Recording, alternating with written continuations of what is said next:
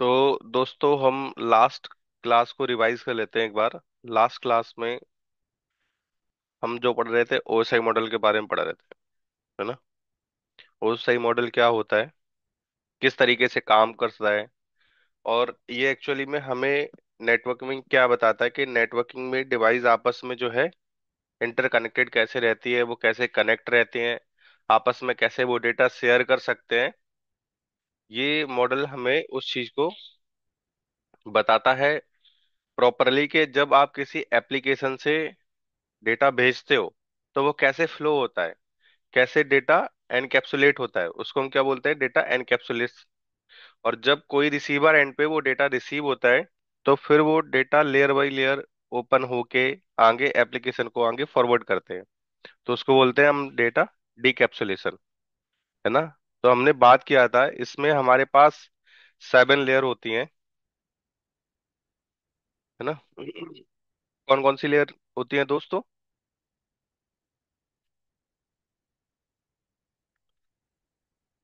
Application layer. Application layer. Presentation layer, session हाँ, layer, transport layer, network layer, data link, physical layer. पूछे तो नहीं डरते।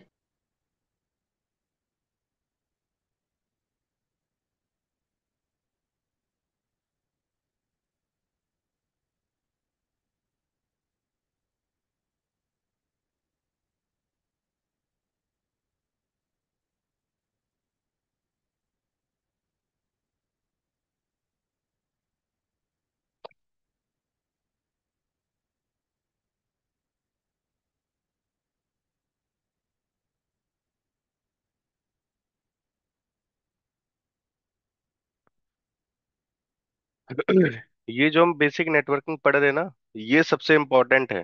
तो इसमें ही मैं अच्छे से टाइम देना चाहता हूँ और आपको बताना चाहता हूँ, क्योंकि देखो जो नेटवर्क में अपना करियर बनाना चाहता है उनके लिए तो ये बेस्ट है ही है, बेसिक नेटवर्किंग। बट अगर आपको नेटवर्किंग के अलावा आप अपना लिनक्स में, अपना एडब्ल्यूएस में, अपना डेवऑप्स में जाना चाहते हो और वहां पे करियर बनाना चाहते हो, तो ये नेटवर्किंग जो बेसिक हम पढ़ रहे हैं ये आनी चाहिए। वहां पे आपके लिए ये बहुत ही हेल्पफुल रहेंगे। आपसे वहां पे कोई नहीं बोलेगा कि राउटर में हम रिप प्रोटोकॉल कॉन्फ़िगर करते हैं, राउटर में हम EIGRP प्रोटोकॉल करते हैं, OSPF हम कॉन्फ़िगर करते हैं। यहाँ वहां पे इन सब चीजों के बारे में जरूर डिस्कशन होगा। राउटर है, ये स्विच है, ये IP एड्रेस है, ये सबनेटिंग कर रखा है हमने, ये OSI मॉडल में ऐसे है, ये उस लेयर पे काम करता है।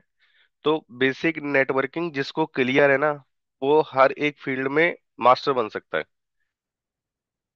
और नेटवर्क में तो है ही फिर अपना। तो इसको हमें बड़े ध्यान से पढ़ना है, और यहीं से नींव मजबूत होती है। अगर नेटवर्किंग, बेसिक नेटवर्किंग अच्छा है तो आप एडवांस तक कर सकते हो, कोई प्रॉब्लम नहीं होगी आपको। आप सोचोगे स्टार्टिंग की क्लास है इसको हम छोड़ देते हैं, इतना कुछ है नहीं इसमें, ये अगर ये रह गया तो फिर आगे चीजें समझ में नहीं आएंगी। अब जैसे आगे मैं आपको बोलूंगा, किसी भी डिवाइस के बारे में पढ़ाऊंगा, जैसे मैं पहले पढ़ाता था कि स्विच हमारा लेयर 2 पे काम करता है और लेयर 2 पे हमारा मैक एड्रेस आता है, तो इसलिए स्विच IP एड्रेस को रीड नहीं कर सकता। अब आपको अगर वैसा ही मॉडल नहीं पता, लेयर 2 में क्या आता है नहीं पता, तो वो ना आपको सिर्फ एक कहानी से लगेगी कि हाँ ऐसा होता होगा या ऐसा होता है ना।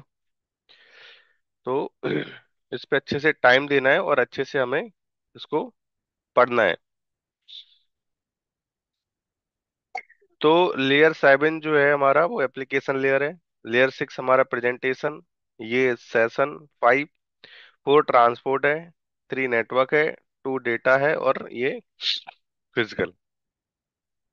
तो कल हमने बात की थी कि जब भी कोई डेटा सेंड करता है सेंडर, वो एप्लीकेशन लेयर से डेटा इस तरीके से सेंड करेगा।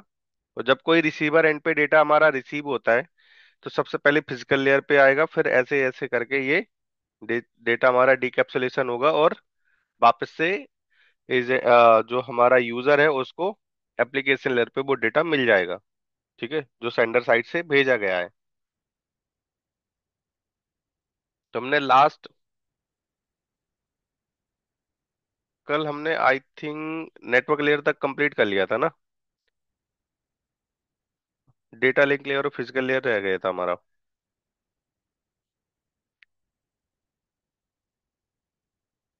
कल हमने कहाँ तक किया था, नेटवर्क तक।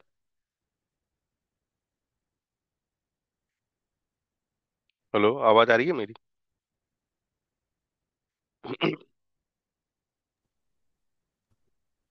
हाँ, आ रही है सर। तो कल हमने आई थिंक नेटवर्क तक किया था, मैं एक बार करता हूँ वापस से। हाँ। नहीं, नेटवर्क तक नहीं था हमारा, ट्रांसपोर्ट तक हुआ था। ट्रांसपोर्ट तक किया था हमने। हाँ, यहाँ तक हमने डिस्कस किया था, नेटवर्क पे आज हमें डिस्कस करना है। तो ट्रांसपोर्ट लेयर तक हमने डिस्कस किया था कि ट्रांसपोर्ट लेयर का काम क्या होता है, उसके नाम से ही समझ में आ रहा है, ट्रांसपोर्ट तो मतलब डेटा को जो एक जगह से दूसरी जगह तक ले जाने की जिसकी रिस्पॉन्सिबिलिटी होगी, है ना। कोई कोरियर हम भेजते हैं तो ट्रांसपोर्ट के थ्रू भेजते डेटा डिलीवरी। हैं, बिल्कुल। डेटा डिलीवरी की रिस्पॉन्सिबिलिटी किसकी होती है? ट्रांसपोर्ट लेयर की, जहाँ पे हमारे दो ट्रांसपोर्ट। प्रोटोकॉल आते हैं, टीसीपी या यूडीपी। तो आप टीसीपी के थ्रू भेज सकते हो, यूडीपी के थ्रू भेज सकते हो, वो डेटा पे डिपेंड करता है कि आप कितना इंपॉर्टेंट आपका डेटा है और आप कैसे भेजना चाहते हो, स्लो भेजना चाहते हो या फास्ट भेजना चाहते हो, ऐसे करके। ठीक है ना। तो इसमें अगर अभी तक किसी का डाउट रहता है कुछ, एप्लीकेशन, प्रेजेंटेशन, सेशन, ट्रांसपोर्ट, तो वो एक बार पूछ सकता है, अगर किसी को कुछ समझना है कुछ। चलिए, तो फिर हम स्टार्ट करते हैं अपना नेटवर्क लेयर।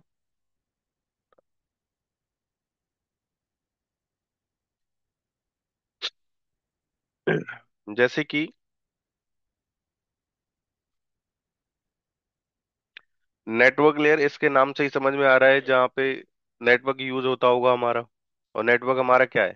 आईपी, है ना। तो नेटवर्क लेयर, आईपी एड्रेसिंग और राउटिंग। तो यहाँ पे जो नेटवर्क लेयर का काम क्या होता है, जो आपका डेटा यहाँ पे टीसीपी और यूडीपी में हेडर लग के आया डेटा पे कि ये टीसीपी डेटा है या ये यूडीपी डेटा है। फिर अब उस डेटा पे ट्रांसपोर्ट लेयर क्या करेगा, नेटवर्क लेयर क्या करेगा, उसमें आईपी ऐड करेगा। कौन सा? सोर्स आईपी एड्रेस, फिर डेस्टिनेशन आईपी एड्रेस। ठीक है ना। सोर्स आईपी एड्रेस में क्या होगा, उस मशीन का आईपी एड्रेस होगा जहां से वो डेटा भेजना है। और डेस्टिनेशन आईपी एड्रेस में जहां तक डेटा भेजना है या जिसको डेटा भेजना है। तो अब जैसे सोर्स आईपी हमने अभी बात किया था, सोर्स आईपी तो अगर आप पिंग करोगे, जैसे कि एक नेटवर्क में, ये आपका नेटवर्क है, इसमें मान लो दो सिस्टम लगे हुए हैं, एक सिस्टम ये है, एक सिस्टम ये है ना।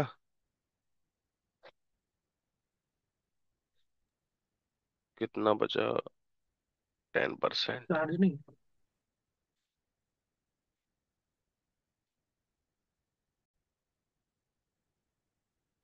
तो जब भी हम नेटवर्क में, मान लो ये डिवाइस ए है और ये डिवाइस बी है, अगर हम डिवाइस ए से डिवाइस बी को पिंग करना चाहते हैं, तो मैं डिवाइस पे आया, डिवाइस ए पे आया, यहाँ पे हमने कमांड लिखा पिंग, है ना। पिंग तो पता ही है, इससे हम क्या करते हैं, कनेक्टिविटी चेक करते हैं फ्रॉम सोर्स टू डेस्टिनेशन, कि सोर्स से डेस्टिनेशन वाला जो हमारा पीसी है वो कनेक्टेड है या नहीं है। बाकी और भी चीजें यहाँ पे हमें पिंग की कमांड से मिलती हैं, जैसे कि टीटीएल मिलता है, टाइम टू लिव, कितना टाइम लिख रहा है, लेटेंसी हम जिसे बोलते हैं।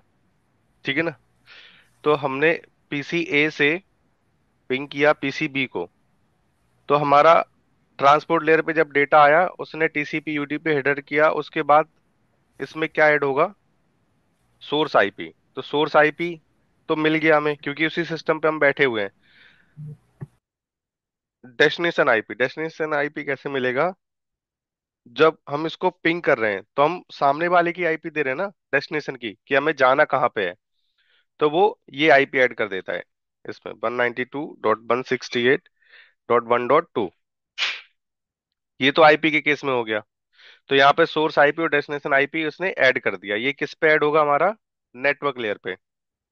ठीक है जी। अब अगर आप किसी सिस्टम पे जाके ये लिखते हो www.google.com, तो एक्चुअल में होता क्या है? ठीक है ना। यहाँ पे जब वो ट्रैफिक अपना नेटवर्क लेयर पे आता है, तो सोर्स आईपी तो हमारा ये ऐड हो जाता है जो सिस्टम का आईपी एड्रेस है। मान लेता हूँ ये सिस्टम का आईपी एड्रेस है। अब डेस्टिनेशन आईपी क्या ऐड होगा इसमें, google.com में। तो google.com को रिजॉल्व करना आईपी में, ये किसका काम है दोस्तों, डीएनएस का काम है ना। तो हमारा सिस्टम क्या करता है, एक्चुअल सर्वर को डेटा भेजने से पहले डीएनएस रिक्वेस्ट भेजता है। अब देखो, डीएनएस का काम क्या होता है, डीएनएस है डोमेन नेम सिस्टम, जिसका काम है IP to name, name to IP को रिजॉल्व करना। ठीक है ना। क्वेरी हमारी कैसे चलती है नेटवर्क में, जब भी आप किसी सिस्टम पे हो, मैं एक बार इसको हटाता हूँ।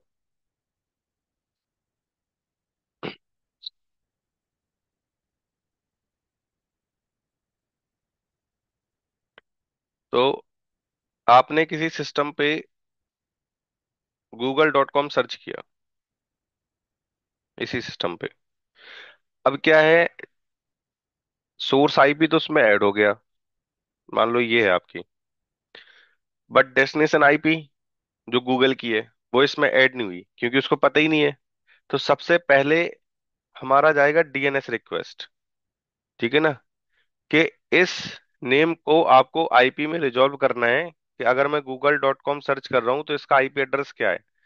तो डीएनएस के डेटाबेस में एंट्री होती है कि अगर कोई भी, फिर वो एक्चुअली में डीएनएस का रूल आता है कि forward lookup zone, reverse lookup zone, कौन कौन से रिकॉर्ड में क्या क्या एंट्री होती है, ए रिकॉर्ड, मैक्स रिकॉर्ड, सी रिकॉर्ड, बहुत सारे रिकॉर्ड आते हैं डीएनएस में। जब डीएनएस के बारे में पढ़ेंगे तो देख लेंगे उसको। ठीक है, तो एक्चुअल में इतना हम अभी यही समझते हैं कि डीएनएस का काम होता है आईपी टू नेम और नेम टू आईपी को रिजॉल्व करना। अभी क्या है, जैसे गूगल के मल्टीपल सर्वर है दोस्तों, हमारे इंडिया में भी बहुत सारे सर्वर होंगे। तो आप हर एक सर्वर का आईपी याद नहीं रख सकते, है ना। तो कोई एक ऐसी सर्विस होनी चाहिए नेटवर्क में जो कि क्या करे, आप अपना उस सर्विस का नाम डालो, जैसे आपने गूगल डाला, आपने फेसबुक डाला, आपने जीमेल डाला, तो वो क्या करे ऑटोमेटिकली उस नेम के बिहाफ पे जो आईपी उसको मिल रही है वो हमें बता दे कि ये जो आपने नाम सर्च किया है, इसका आईपी एड्रेस ये है, आप इस सर्वर पे रिक्वेस्ट भेज सकते हैं इसके लिए। ठीक है ना। मान लो ये आईपी दे दी उसने, कह रहा कि ये आईपी है जो आपने google.com सर्च किया था ना, उसका ये आईपी है, आप यहाँ पे रिक्वेस्ट भेज सकते हैं। तो ये आईपी आपका कहाँ पे लग जाएगा, डेस्टिनेशन में। तो सबसे पहले क्या जाएगा, सिस्टम से एक डीएनएस की रिक्वेस्ट जाएगी, और डीएनएस की रिक्वेस्ट जाती कहाँ पे है, जब हम आईपी असाइन करते हैं ना, तो वहां पे डीएनएस का भी आईपी डालते हैं, 8.8.8.8, या दूसरा डाल देंगे 4.2.2.2।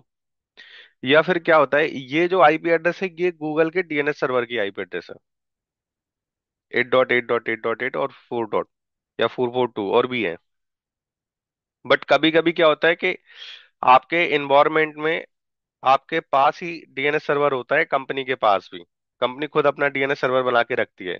तो वहां पे हम, जो अगर आपके पास अवेलेबल है डीएनएस सर्वर, तो आप डाल दो, नहीं है तो ये गूगल वाले यूज कर लो। क्योंकि आपको डीएनएस डालना ही डालना पड़ेगा अगर आप नेम टू आईपी को रिजॉल्व करना चाहते हैं। क्योंकि हमारा सिस्टम, आपने google.com सर्च किया, अब उसको ये रिक्वेस्ट डीएनएस को भेजनी है, तो भेजेगा कैसे, उसको पता ही नहीं है डीएनएस सर्वर हमारा है कौन सा।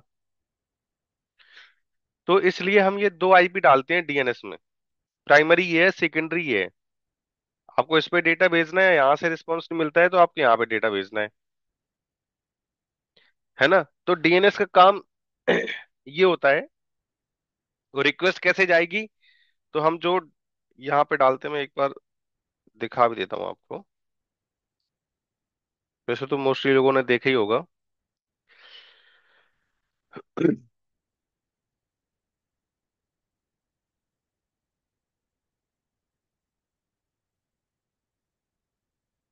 ये है डीएनएस सर्वर।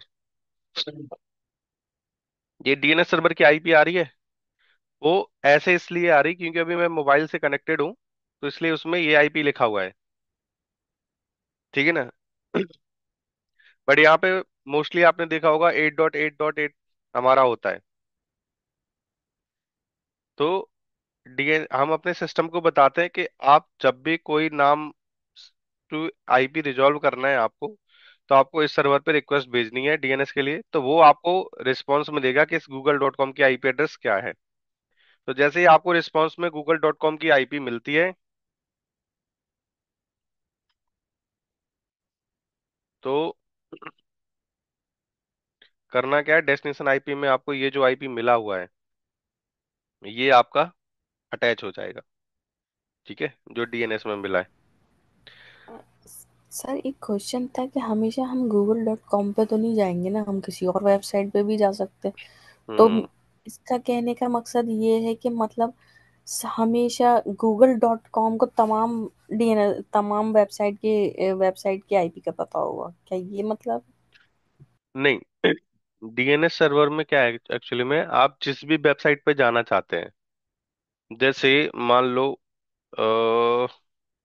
मेरा एक सर्वर है कंपनी का, अगर मैं उस पे जाना चाहूंगा, जैसे ये है।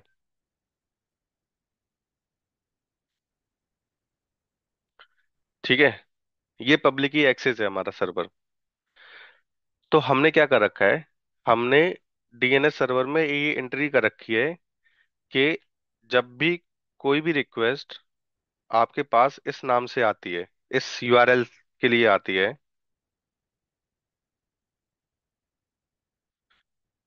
ना, तो आपको ये आईपी रिजॉल्व करके देनी है, जो हमारा पब्लिक आईपी एड्रेस है।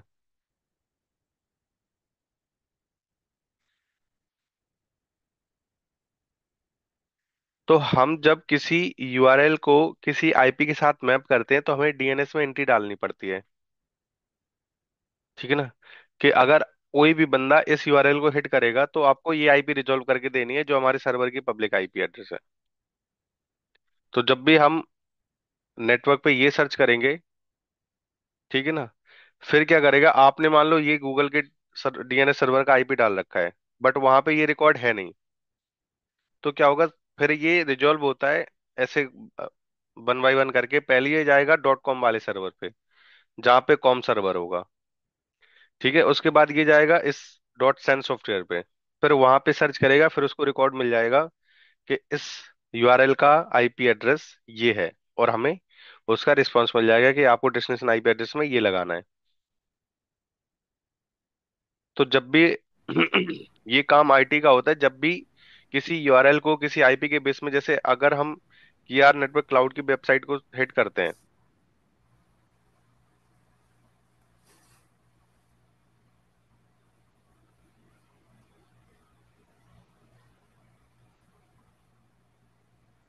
तो हमने ये सर्च किया केआर नेटवर्क क्लाउड, और उसके बाद हमें ये आईपी मिल गया।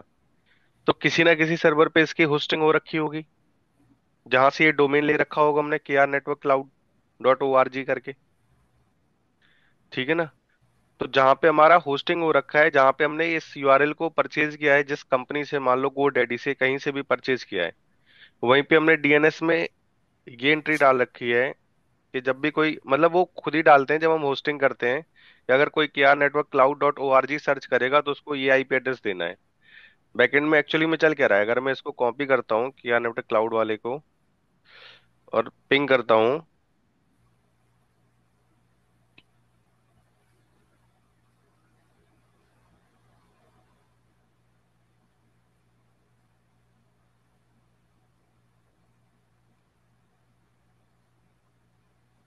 तो एक्चुअल में बैकएंड में हमें क्या मिलेगा, आईपी मिलेगा, ये वाला आईपी है। अब अगर आपको केआर नेटवर्क क्लाउड से नहीं करना है, आप डायरेक्ट इस आईपी को कॉपी कर सकते हैं, और यहाँ पे आप डाल सकते हैं, वही वेबसाइट ओपन होगी। अब यहाँ पे क्या है, ये इस आईपी के बेस पे इन्होंने एसएसएल नहीं लगा रखा है, तो इसलिए ये नॉट सिक्योर बता रहा है। ये यूआरएल के बेस पे एसएसएल लगा हुआ है, तो यहाँ पे एचटीटीपीएस भी नहीं आ रहा होगा, नॉट सिक्योर आ रहा है ना। कंटिन्यू करते हैं। सर इसी पे क्वेश्चन था बस मेरा कि हम आईपी पे भी एसएसएल लगा सकते हैं क्या? हाँ जी। उसका कोई प्रोसीजर अलग है? नहीं नहीं, जब हम अपाचे में सर्विस में ऐड करते हैं कि इस ये जो एसएसएच है, एसएसएल है, वो इस यूआरएल पे है, तो वहां पे हम आईपी भी मेंशन करते हैं। जस्ट आस्किंग, जब हम सर्टिफिकेट खरीदते हैं तो हमें डोमेन के नेम पे मिलता है ना? हम्म। तो कुछ और प्रोसीजर चेंज नहीं है, बस जाकर के टॉम कैट या कहीं पे भी ऐड ऐड कर दो सेंट्री को ना, जहाँ पे हम हाँ, यूआरएल डिफाइन करते हैं। जहाँ पे यूआरएल डिफाइन करते हैं। ठीक है सर, करके देखूंगा। तो ये हमारा, अब जैसे मान लो मैं केआर को छोड़ता हूँ, ये google.com को कर लेता हूँ, वहां पे आपको मिल जाएगा। तो अगर मैं google.com को पिंग करता हूँ, या फेसबुक को, किसी को भी कर लेता हूँ।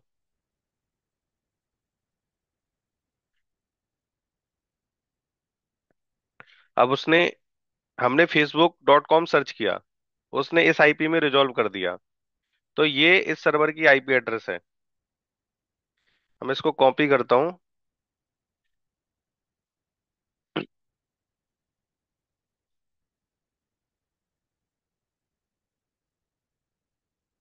सब में आ रहा है, प्रोसीड टू,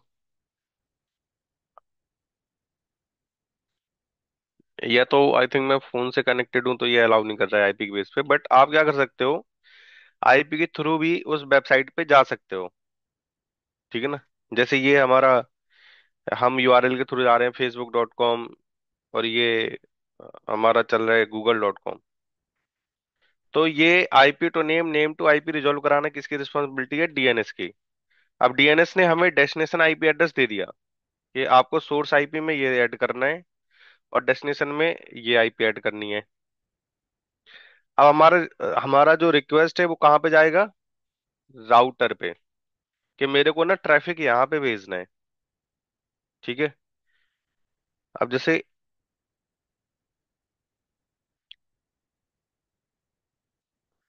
अब राउटर, ये आपका ऑफिस का राउटर है। अब उसने पाथ चेक किया कि उसके पास यहाँ यहाँ तक जाने के लिए उसको दो पाथ या तीन चार पाथ मिल रहे हैं। ठीक है ना। ऐसे कनेक्टेड है।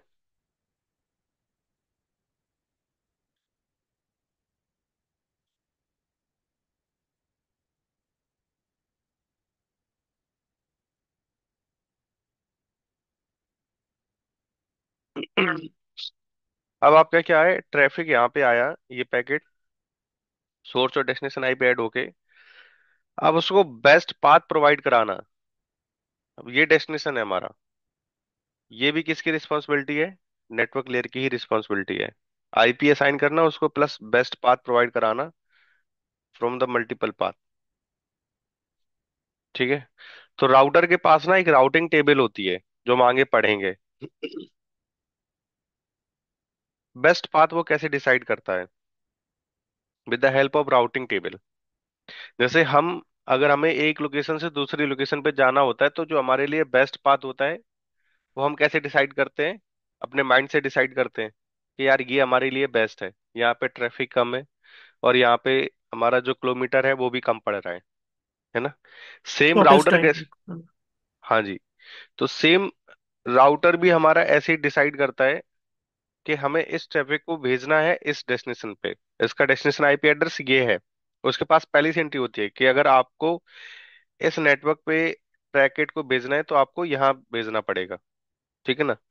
तो फिर वो चेक करेगा, अच्छा राउटिंग टेबल में यहाँ तक जाने के लिए बेस्ट पाथ कौन सा है। जो भी उसके लिए बेस्ट पाथ होगा, जैसे कि मान लो ये बेस्ट पाथ है, तो वो इस पे ट्रैफिक को क्या है, फॉरवर्ड कर देगा। बट कभी कभी क्या होता है कि जिसमें, इसमें एक रेड लाइट आ रही है, लेकिन यहाँ पे ट्रैफिक बहुत रहता है। ठीक है ना। तो आप कहते हो चलो यहाँ पे दो रेड लाइट आएंगी, बट ट्रैफिक कम नहीं, ट्रैफिक नहीं रहता है, थोड़ा सा लॉन्ग भी है, बट इस वाले रास्ते से बेटर है। तो फिर हम ट्रैफिक कहाँ पे भेजते हैं? तो फिर हम यहाँ से जाएंगे। सेम ऐसे ही राउटर में होता है, राउटर में ना अलग अलग प्रोटोकॉल रन रन करते हैं और calculate the best path from the multiple path. जैसे कि हमारे पास राउटिंग प्रोटोकॉल में हमारे पास रेप है, EIGRP है, जो हम आगे पढ़ने वाले हैं, ओएसपीएफ है, बीजीपी है। ठीक है ना। तो ये हमारे राउटिंग प्रोटोकॉल हैं और इनका अलग अलग एल्गोरिदम है, ये बेस्ट पाथ को डिसाइड करने के लिए। ठीक है। रिप अलग तरीके से बेस्ट पाथ को डिसाइड करता है, ईआईजीआरपी का अलग मेथड है अपना, या मैट्रिक्स बोल सकते हैं, ओएसपीएफ का अलग मैट्रिक्स है, बीजीपी का अलग मैट्रिक्स है, कि वो बेस्ट पाथ को कैसे डिसाइड करते हैं। तो नेटवर्क लेयर पे हमारे पास दो चीजें होती हैं जहां पे आईपी भी असाइन करते हैं और हम बेस्ट पाथ को डिसाइड करते हैं कि कौन सा बेस्ट पाथ है।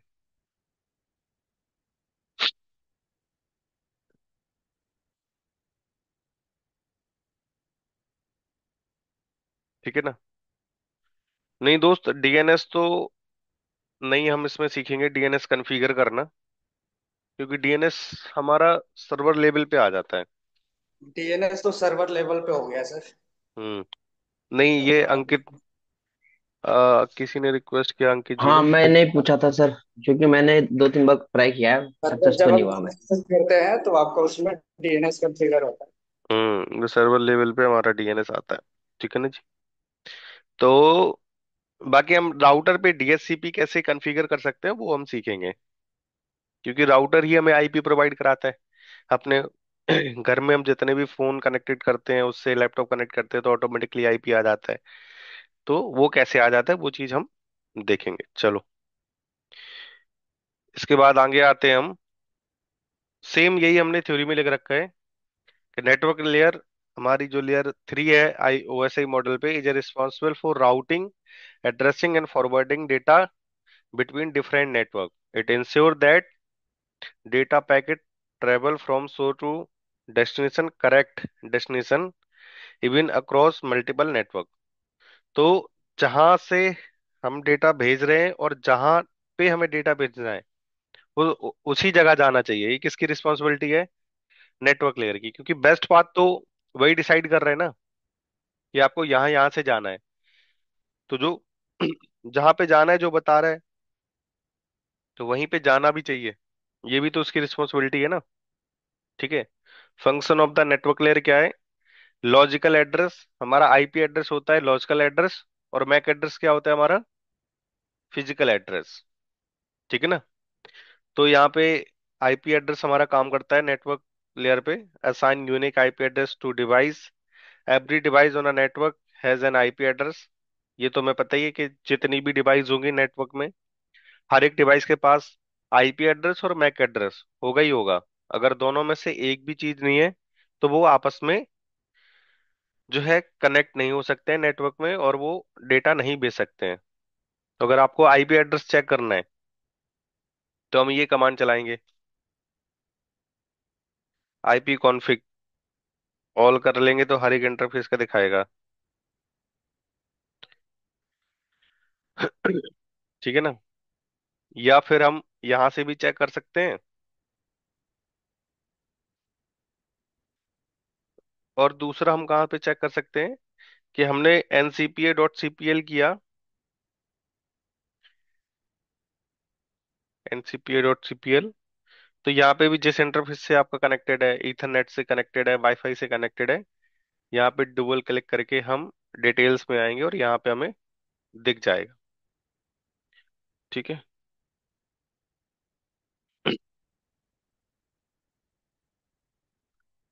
और ये command if config, IP config और इफ कॉन्फिग हम रन करते हैं लिनक्स ऑपरेटिंग सिस्टम में। तो पहला काम तो ये है आईपी एड्रेस को असाइन कराना। दूसरा काम क्या है? Routing. Choose the best path. Router use routing table to forward packet to their destination. तो राउटर कैसे डिसाइड करता है? उसके पास राउटिंग टेबल होती है जहां पे लिखा होता है कि इस होप तक या इस डेस्टिनेशन तक जाने के लिए आपके पास बेस्ट पाथ ये है। तो राउटर उसी बेस्ट पाथ पे क्या करता है? ट्रैफिक को भेजता है। Use protocol like RIP, OSPF, EIGRP, BGP to find the best path, जो मैंने अभी आपको बताया था। तो अगर आपको राउटिंग टेबल चेक करनी है, रूट प्रिंट, ये तो विंडो के लिए है। नेट स्टेट हाइपन आर, ये लिनक्स के लिए है, जो आपने गेटवे दे रखा होगा। बट राउटर में हम करते हैं आईपी रूट। ठीक है ना। Packet forwarding, when router receive a packet it examine the destination IP and forward it accordingly. तो वो डेस्टिनेशन आईपी एड्रेस को पहचानता है, फिर वहां पे उसको फॉरवर्ड करता है उस ट्रैफिक को कि यहाँ तक पहुंचने के लिए हमारे लिए ये बेस्ट पाथ है। If the destination is outside the local network it forward to default gateway. ये विंडो का फंक्शन है। जैसे कि मान लो अगर नेटवर्क में क्या होता है हमारे पास एक्चुअल में, जैसे ये राउटर लगा है, हाँ, ठीक है ना, ऑफिस में, और ये हमारे पास स्विच है, और ये हमने पीसी यहाँ पे लगा दिए,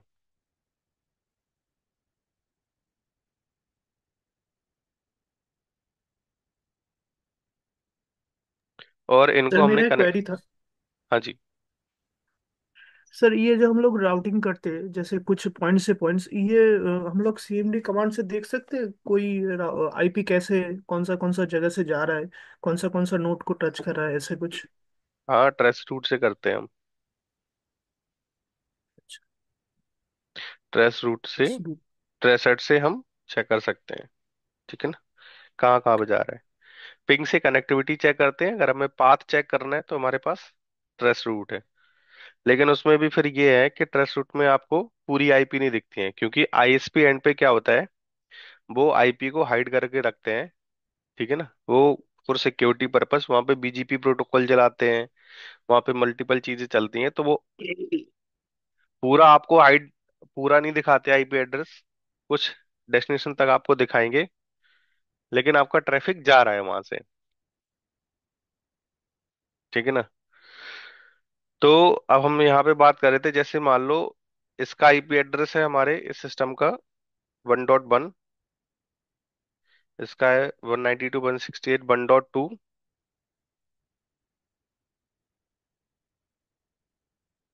इसका आईपी एड्रेस हमारा 1.3, इसका आईपी एड्रेस हमारा 1.4।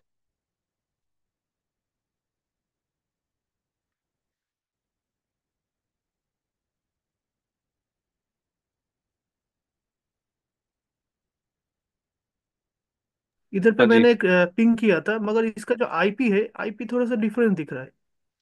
हाँ ये जी क्यों होता बिल्कुल। ये जो आपको दिख रहा है, ये IPv6 है C6 हमारे है। पास, ठीक है ना। तो है? ओके। अभी हम आईपी के बारे में पढ़ेंगे, तो वहां पे दिखाएंगे दिखाएंगे भी आपको कि IPv4 क्या होता है, IPv6 क्या है, ठीक है ना। Okay okay. ठीक। तो वो जो आपको आईपी मिल रहा है वो IPv6 है। तो एक्चुअल में होता क्या है, जैसे मान लो इस सिस्टम ने इस सिस्टम को पिंग किया, तो ये तो इसके प्राइवेट नेटवर्क पे ही है ना। तो वो यहीं पे रिजॉल्व आ जाता है, जैसे कि हम पहले बात कर चुके हैं कि हमारा सबसे पहले आर्प रिक्वेस्ट आता है, आर्प में डेस्टिनेशन मैक एड्रेस लिखा होगा, डेस्टिनेशन आईपी एड्रेस होगा, ठीक है ना। तो ये यहाँ पे उसको चला गया। बट अब मान लो आपने यहाँ पे google.com सर्च किया यहाँ पे, या फेसबुक या कुछ भी ऐसा यूआरएल सर्च किया जो आपके प्राइवेट नेटवर्क में नहीं है, तब ट्रैफिक हमारा कैसे जाता है। तो सबसे पहले डीएनएस रिक्वेस्ट आएगी, तो सोर्स आईपी ये हो गया उसका, डेस्टिनेशन में क्या होगा उसका, ये ब्रॉडकास्ट और यूआरएल। तो डेस्टिनेशन में हमने इस को भेज रखा है कि अगर आपको डीएनएस रिक्वेस्ट भेजनी है तो आपको इस सर्वर पे भेजना है 8.8.8.8।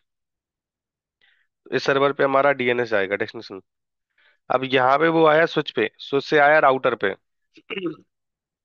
तो ये राउटर पे कैसे आया, उसको ये कैसे पता चला कि ये आपके प्राइवेट नेटवर्क में नहीं है, आपको ये request outside the private network मिलेगा, आपको बाहर मिलेगा यहाँ पे, जो आप रिजॉल्व करना चाहते हैं। तो आपको याद होगा दोस्तों, हम हर एक सिस्टम पे डालते हैं क्या, गेटवे आईपी एड्रेस। मान लो इस केस में ले लेता हूँ 1.10। तो गेटवे का जो आईपी एड्रेस है, डिफॉल्ट गेटवे जो रहता है सबका सेम ही रहता है ना। हर एक सिस्टम का डिफॉल्ट गेटवे सेम होता है। हर एक सिस्टम पे हमने ये डाल रखा होता है 1.10 1.10 1.10। ये किसका आईपी एड्रेस होता है। राउटर का सर, डिफॉल्ट गेटवे होता है नहीं हमें। बिल्कुल सही बताया, ये किसका एड्रेस होता है? आपका राउटर का। राउटर के भी किस इंटरफेस का? आपके लैन इंटरफेस का। लैन मतलब इस वाले इंटरफेस का। राउटर के हर एक इंटरफेस पे हम क्या करते हैं, आईपी को असाइन करते हैं। तो जो आईपी हमने राउटर के इस वाले इंटरफेस पे दे रखी है, ठीक है ना, वो आपका आईपी एड्रेस होता है जो हर एक सिस्टम में डिफॉल्ट गेटवे के रूप में हम डालते हैं हर एक सिस्टम पे। तो इसका मतलब क्या होता है कि हम सिस्टम को ये बता रहे होते हैं कि जब भी आपको किसी ऐसी रिक्वेस्ट पे, मतलब ऐसा रिक्वेस्ट करना है जो आपके प्राइवेट नेटवर्क में नहीं है, तो आपको ट्रैफिक यहाँ पे भेजना है, इस वाले रूट पे, जिसे हम डिफॉल्ट गेटवे बोलते हैं। ये आपको रिजॉल्व करके देगा। तो स्विच आया, स्विच ने यहाँ पे हमारा पैकेट आया, ठीक है ना, इसको कैसे पता चलेगा कि राउटर का आईपी एड्रेस ये है? जैसे कि मान लो आप एक रूम में हो और हमारा जो गेट है वो ये है। तो 5 लोग यहाँ पे बैठे हैं, वो आपस में बातचीत कर सकते हैं, ठीक है, वहां पे दिख रहा है सब लोग बात कर रहे हैं। बट अगर आपको किसी ऐसे पर्सन से बात करना है जो इस रूम में है ही नहीं, वो बाहर से है, तो आपको इस गेट से आना पड़ेगा बाहर, और यहाँ पे जिस पर्सन से आपको बात करनी है उससे आप बात कर सकते हो। तो आपको ये कैसे पता चलेगा कि गेट गेट जो है आपका यहीं पे है, इस रूम का? तो हमें आंखों से पता चलता है, हम देखते हैं कि हाँ ये गेट है, हम यहाँ से जा सकते हैं बाहर, ठीक है ना। सेम ऐसे ही हमें पीसी को बताना होता है कि अगर आपको कोई ऐसा नेटवर्क से कम्युनिकेट करना है जो हमारे प्राइवेट नेटवर्क में नहीं है, तो आपको रिक्वेस्ट यहाँ भेजनी है, फिर ये आपको आगे चीजें प्रोवाइड करेगा ये राउटर। तो डिफॉल्ट गेटवे में हम ये बताते हैं सिस्टम को कि आपको अगर किसी ऐसे नेटवर्क से कम्युनिकेट करना है जो आपका नेटवर्क का रेंज नहीं है, तो आपको इस डिफॉल्ट गेटवे में भेजना है,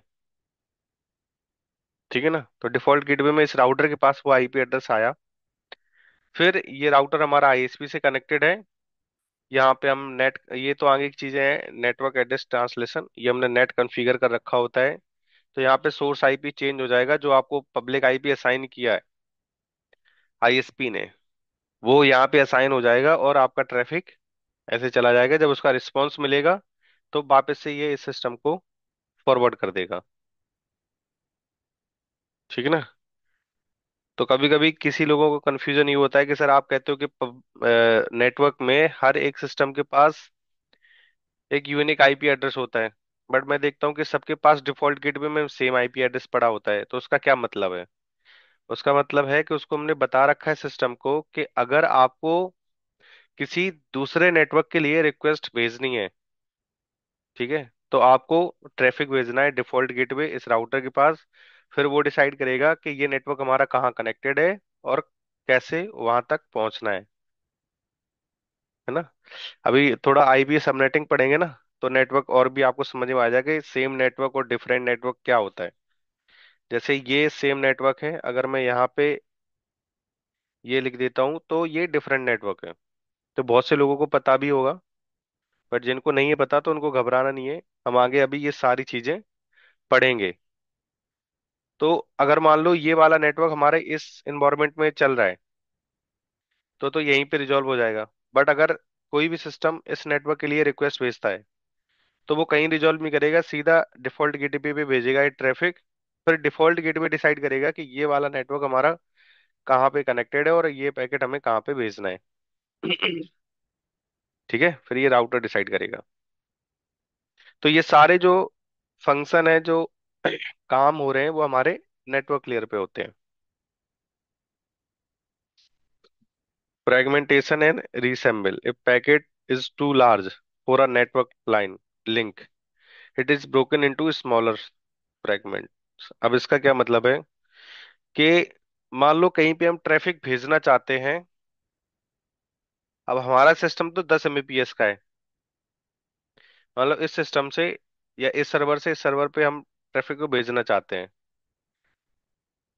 हमारा पोर्ट जो है एनआईसी पोर्ट है, वो मान लो 10 Mbps तक डेटा को सपोर्ट कर सकता है, 10 Mbps का है, बट ये 5 का ही है। तो हमें क्या करना पड़ेगा,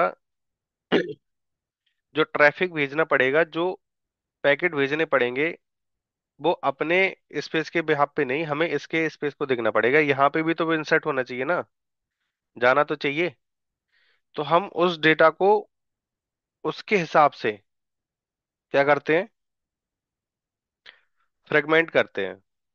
ठीक है ना। अब जैसे हमारे पास 10 MB का डेटा है, हम चाहते हैं कि हम एक बार में आपको एक पैकेट 10 MB MB का भेज सकते हैं, बट उसके पास है ही नहीं उतना कैपेसिटी एक्सेप्ट करने के लिए। तो हम उसको उसी कैपेसिटी में भेजेंगे, मतलब उतना ही डेटा भेजेंगे जितना वो एक्सेप्ट कर सकता है ना।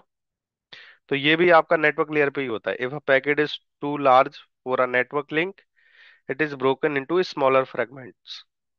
The receiving device reassemble them into a original packet. तो अगर आपको देखना है, अगर मैं ये पिंग करूंगा -F -L लगा के, तो 1500 बाइट्स का ये डेटा भेज देगा, जो कि जाएगा नहीं।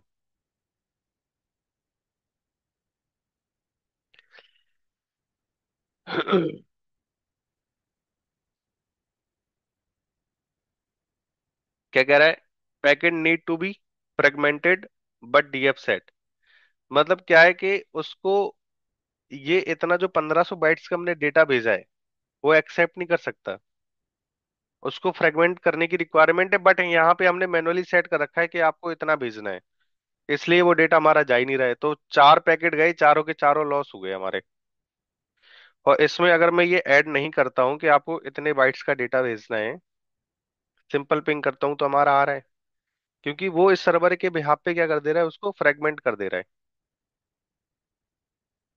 तो ये भी रिस्पॉन्सिबिलिटी किसकी होती है, नेटवर्क लेयर की होती है। ठीक है ना। यहाँ पे वही पिंग का एग्जांपल हमने लिखा है। -F का मतलब क्या है, flood ping, send packet as a fast as possible. मतलब फोर्सली किसी पैकेट को फॉरवर्ड करना, जाना ही जाना है। Protocol use in network, network पे हमारे कौन कौन से प्रोटोकॉल आते हैं। ठीक है ना। ये एग्जांपल है जो मैंने आपको अभी समझाया, कि जब भी हमने डूडर google.com को सर्च किया, तो सबसे पहले हमारे पास डीएनएस रिक्वेस्ट आती है, फिर डीएनएस से हमें आईपी एड्रेस मिलता है, फिर हम उसमें आईपी एड्रेस अटैच करते हैं, और हम उस डीएनएस सर्वर को, सॉरी google.com को, मतलब रिक्वेस्ट भेजते हैं, अपना ट्रैफिक भेजते हैं। तो आईपी अगर चेक करना है, चेक रूट वेबसाइट, जो मैंने अभी कोई क्वेश्चन पूछ रहा था, यहाँ पे हम ट्रेसेट विंडो में यूज करते हैं, ट्रेस रूट हम लिनक्स और मैक में यूज करते हैं। और अगर हमें पैकेट को कनेक्टिविटी चेक करनी है, तो हम पिंग कमांड का यूज करते हैं। तो that is all about the network layer. किसी का कुछ डाउट है नेटवर्क लेयर पे? सर आगे आप नेट के बारे में पढ़ाएंगे ना, हाँ जी, नेट के बारे में बिल्कुल पढ़ाऊंगा मैं। कॉन्फ़िगरेशन तक? हाँ जी, जब हम राउटिंग प्रोटोकॉल को खत्म कर लेंगे, उसके हाँ बाद में हम नेट के बारे में पढ़ेंगे। जस्ट ऐसे ही पूछना था सर, डीएनएस में हम क्या क्या पढ़ेंगे, मतलब थोड़ा डिटेल में जाएंगे या फिर डीएनएस थोड़ा सा ही पढ़ के आउट हो जाएंगे, क्योंकि डीएनएस में तो थोड़ा बड़ा है ना वो, नहीं नहीं, लोकल पे जाता डीएनएस, है फिर यूनिवर्सल पे जाता है। एक्चुअली में हमें डीएनएस बनाना ही नहीं है, हम डीएनएस के बारे में पढ़ेंगे ही नहीं यहाँ पे। ठीक है। वो सर्वर एंड पे काम होता है। जो सर्वर मैनेज मैनेज करते हैं लिनक्स में या वहाँ पे, तो वो डीएनएस को कॉन्फ़िगर करते हैं। डीएनएस तो आई टू थ्योरी एम एम पार्ट। टू आई टू हाँ जी। डीएनएस तो उसके काम आता है, IP to name, name to IP. इसको हम किसी पहले किसी का हम्म सर्विस को हम पहले सर्च करेंगे तो पहले आईपी देना पड़ता था। नेम का यूज करता है ना, नेम का काम करता जैसे कि हमारे फोन बुक में एड्रेस बुक होता है, है ऐसे ही टाइप में। तो हाँ। फोन में एड्रेस बुक होता है, उसका काम क्या है कि अब हम हर किसी का नंबर तो याद रख नहीं सकते, तो हम क्या करते हैं, उस नंबर को सेव कर लेते हैं नाम के बेस पे। मेरा नाम पंकज कुमार तिवारी है, तो हम जब डायल करते हैं, तो हम तिवारी को सर्च करते हैं, और नंबर हमारा, लेकिन बैकएंड में तो हमारा नंबर ही जा रहा होता है ना। नंबर नहीं होगा तो डायल कैसे हम्म। होगा कॉल। तो वो ऐसी डीएनएस के पास एक एंट्री है कि इस यूआरएल को इस आईपी के बेस पे हमें क्या आईपी टू करना है, IP to name, name convert to करना है। आईपी ऐसा। ठीक है ना। ओके। ओके। इसके बाद हमारे पास आती है डेटा लिंक लेयर। तो ये ओएसआई मॉडल की लेयर 2 है, डेटा लिंक लेयर, जहाँ पे हमारा मैक एड्रेस आता है। ठीक है, स्विच काम करता है। तो data link layer 2 is responsible for node to node communication. ठीक है ना, MAC address and error detection in local network to it ensure that data is correctly transmitted over physical link. इसके बाद हमारे पास फिजिकल लिंक आता है, जहाँ पे हमारा डेटा ट्रांसमिट हो जाता है। तो डेटा लिंक लेयर का काम क्या है? नोड टू नोड को कम्युनिकेट कराना। अभी तक हमारे नेटवर्क लेयर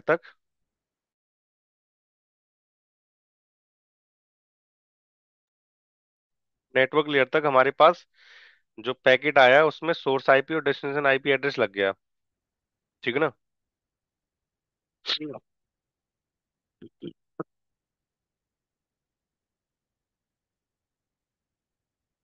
बट अभी यहाँ पे मैक एड्रेस नहीं आया, ऐड नहीं हुआ। तो वो कहाँ पे होगा? जब ये हमारा डेटा लिंक लेयर पे आएगा। तो यहाँ पे सोर्स मैक एड्रेस मान लेता हूँ 0A, और डेस्टिनेशन मैक एड्रेस। तो जैसे जब हम किसी आई नेटवर्क लेयर पे जब हम किसी यूआरएल को पिंग करते हैं, तो हमारे पास फर्स्ट टाइम उसका आईपी एड्रेस नहीं होता है। तो हम क्या करते हैं? डीएनएस को रिक्वेस्ट भेजते हैं। तो हमारा डीएनएस पैकेट जनरेट होता है सबसे पहले। सेम डेटा लिंक लेयर पे होता है कि जब हम किसी डिवाइस को फर्स्ट टाइम कनेक्ट करते हैं, तो हमारे पास मैक एड्रेस नहीं होता है उस डेस्टिनेशन आईपी एड्रेस का। ठीक है ना। तो हम क्या भेजते हैं? आरप रिक्वेस्ट भेजते हैं। ये भी हमें क्वेश्चन मार्क है डेस्टिनेशन। तो इसको रिजॉल्व करने के लिए हम आरप का पैकेट भेजते हैं, एड्रेस रेजोल्यूशन प्रोटोकॉल। ठीक है ना। जहाँ पे हमारा सोर्स मैक मैक एड्रेस ये होता है, सोर्स आईपी ये है, डेस्टिनेशन आईपी ये है, और डेस्टिनेशन जो मैक एड्रेस होगा वो कौन सा होगा?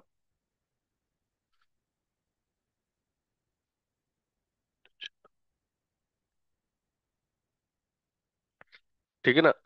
ब्रॉडकास्ट वाला 4, 6, 8, 10, एक और होगा, 12 डिजिट होते हैं ये।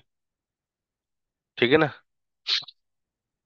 तो ये डेस्टिनेशन मैक एड्रेस में हमारा ब्रॉडकास्ट होगा, जो सबके पास जाएगा। फिर जिसकी ये आईपी है वो इसको रिस्पॉन्ड करेगा, रिप्लाई करेगा कि हमारा मैक एड्रेस ये है। फिर इस वाले पैकेट में जो क्वेश्चन मार्क लगा था, यहाँ पे डेस्टिनेशन मैक एड्रेस लग के वो डेटा हमारा क्या है? फॉरवर्ड हो जाता है। तो डेटा लिंक लेयर पे क्या काम होता है? सोर्स मैक एड्रेस और डेस्टिनेशन मैक एड्रेस अटैच होना, प्लस एरर डिटेक्शन भी होती है यहाँ पे। कैसे होती है हम आगे बात करते हैं अभी। हाँ जी, साइक्लिक बिल्कुल। रिडक्शन सीआरसी, कितनी साइक्लिक CR रिडंडेंसी चेक, बिल्कुल सही कह रहे हो आप। यही हमारा एरर डिटेक्ट करता है। इससे पहले हमारे पास बिट करके था। पुराने जो हम लिंक को यूज करते थे, हम बात करते हैं आगे। Function of the data link layer framing divide data into a frame for transmission. जो हमारे पास पैकेट आया है उसमें सोर्स आईपी सोर्स मैक और डेस्टिनेशन लगा के उसको फ्रेम में कन्वर्ट करना।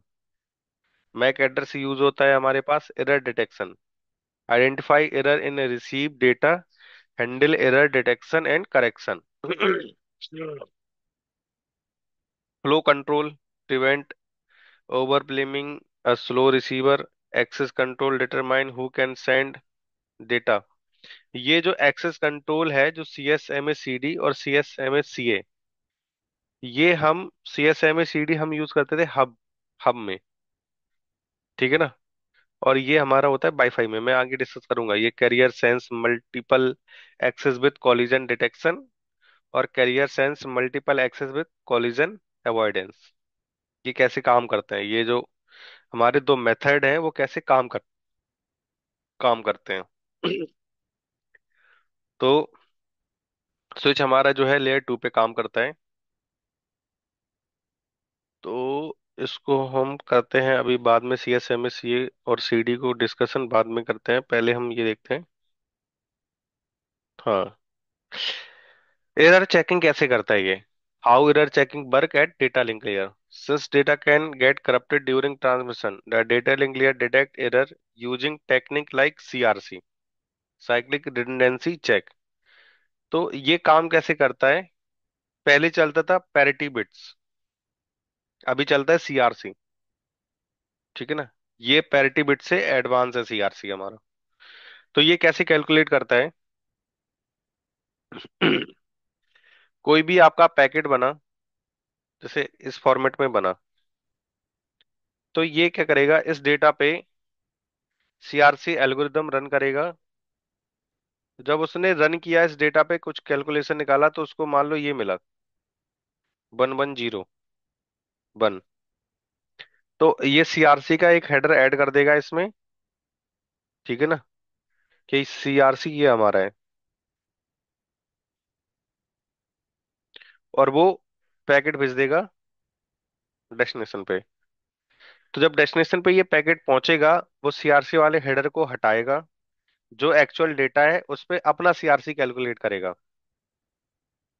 क्योंकि सीआरसी का तो काम एक ही है तरीका कैलकुलेट करने का। तो डेस्टिनेशन आईपी एड्रेस पे वो देखेगा कि इसका सीआरसी सेम निकल रहा है जो हमें रिसीव हुआ है रिसीवर एंड से। तो क्या करेगा, इसको एक्सेप्ट कर लेगा, बोलेगा हाँ यस, ये डेटा हमारा सही है, इसमें कोई छेड़खानी नहीं हुई है। अगर जो रिसीवर एंड की डिवाइस है उसने सीआरसी इस पे रन किया और उसको कुछ अलग मिला, जैसे यहाँ पे सेम ना मिलके उसको मिला कि 1011, तो इसको डेटा को क्या कर देगा, डिनाई कर देगा, बोलेगा इसमें कुछ चेंज हुआ है, हमारा सीआरसी अलग आ रहा है, इसका सीआरसी अलग इसने भेजा हुआ है। तो इसमें कहीं ना कहीं प्रॉब्लम है, एरर डिटेक्शन है, ये एरर को उसने डिटेक्ट कर लिया। ऐसे काम करता है। वही चीज यहाँ पे लिखी हुई है, how it work, sender calculate a CRC value from the data and append it to the frame. Frame में क्या कर देता है, उसको ऐड कर देता है, अपेंड कर देता है। Receiver recalculate the CRC upon receiving the frame. If the calculated CRC match and receive CRC, the data is corrected. If there is a mismatch, the data is corrupt and must be retransmitted. ठीक है?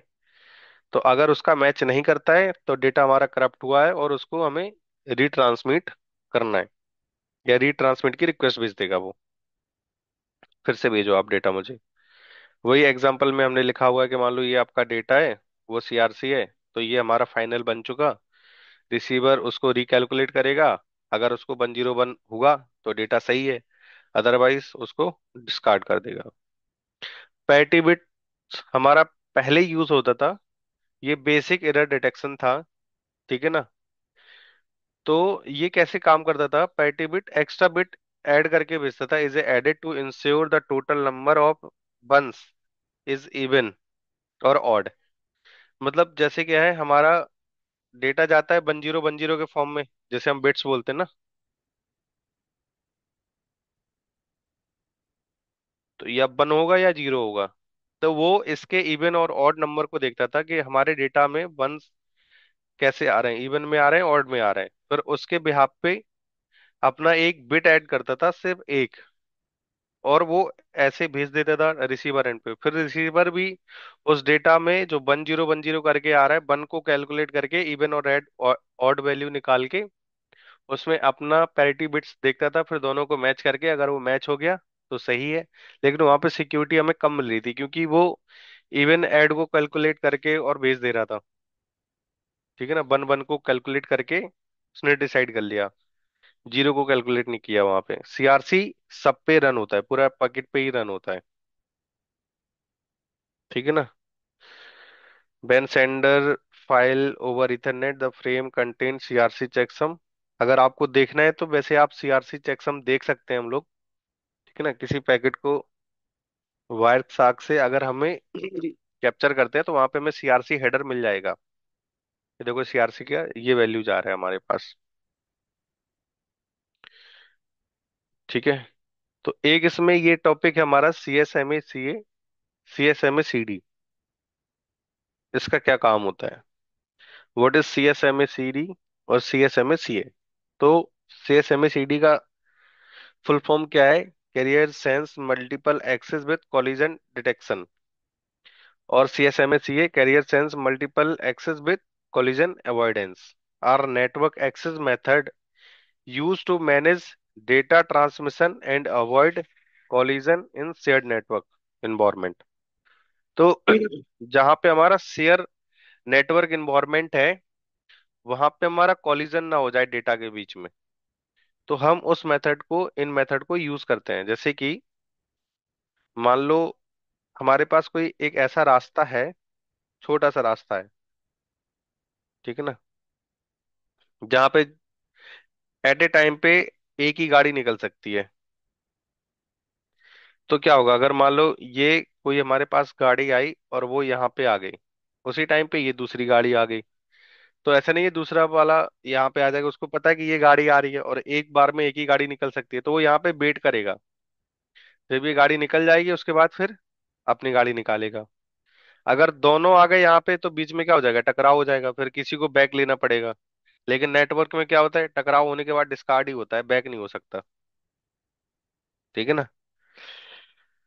तो ये network में कैसी चीजें होंगी कि जब हमारे पास इस टाइप का मेथड होगा कि इस लिंक पे हम डेटा एक बार ही भेज सकते हैं।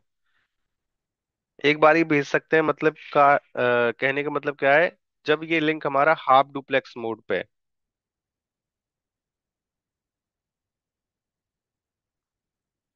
कल हमने पढ़ा था half one side duplex, traffic. One side traffic, बिल्कुल। कल हमने पढ़ा था हाफ डुप्लेक्स में क्या होता है, one side traffic, at a time पे हम सिर्फ क्या कर सकते हैं, एक ही डिवाइस को या तो डेटा डेटा सेट कर सकते हैं या या रिसीव कर सकते हैं। बिल्कुल सही बात।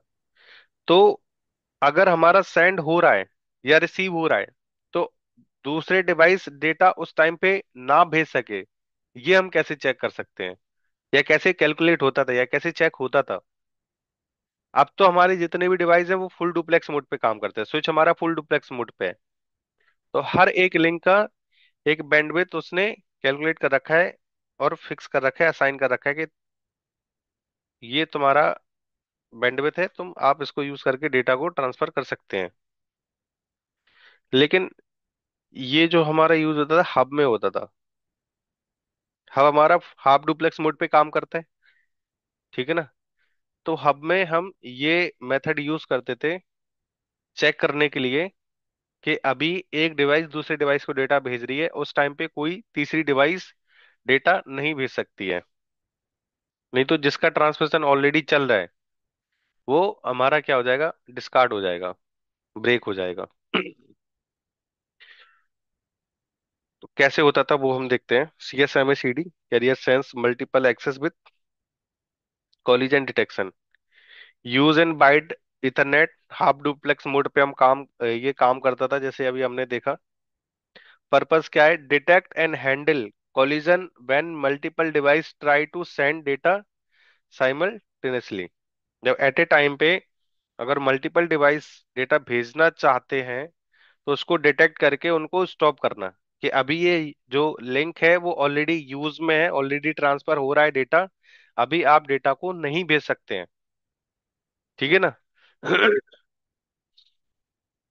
कैसे होता था, how CSMACD work, carrier sense the device listen to check if a network is free.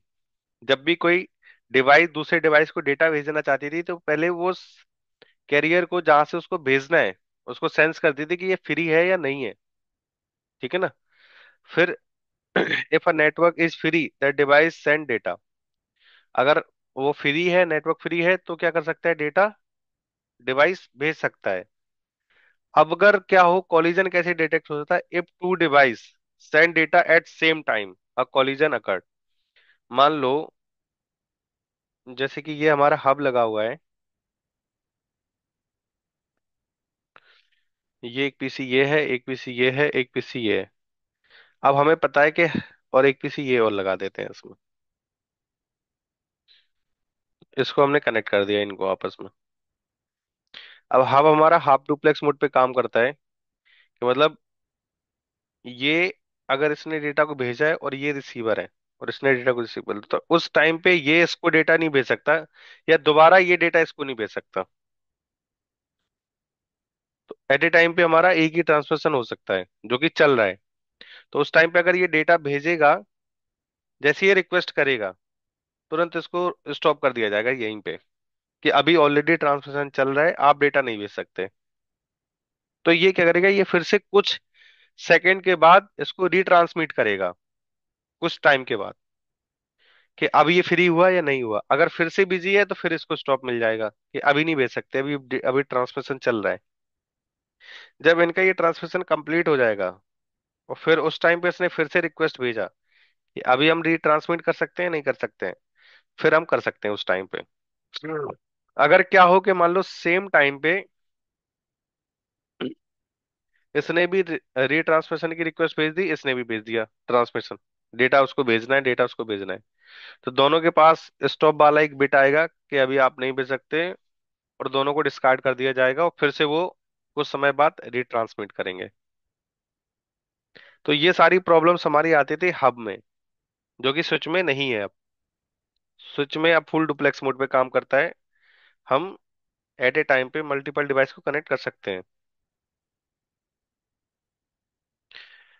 तो इसका मैकेनिज्म क्या है, device stop retransmission, a jam signal is send to inform all device, device wait for random time before रीट्राइंग।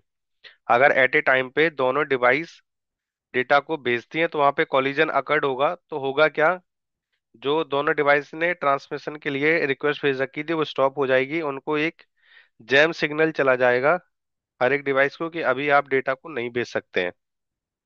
ठीक है, तो कुछ समय बाद वो फिर से रीट्रांसमिट करेंगे डेटा को।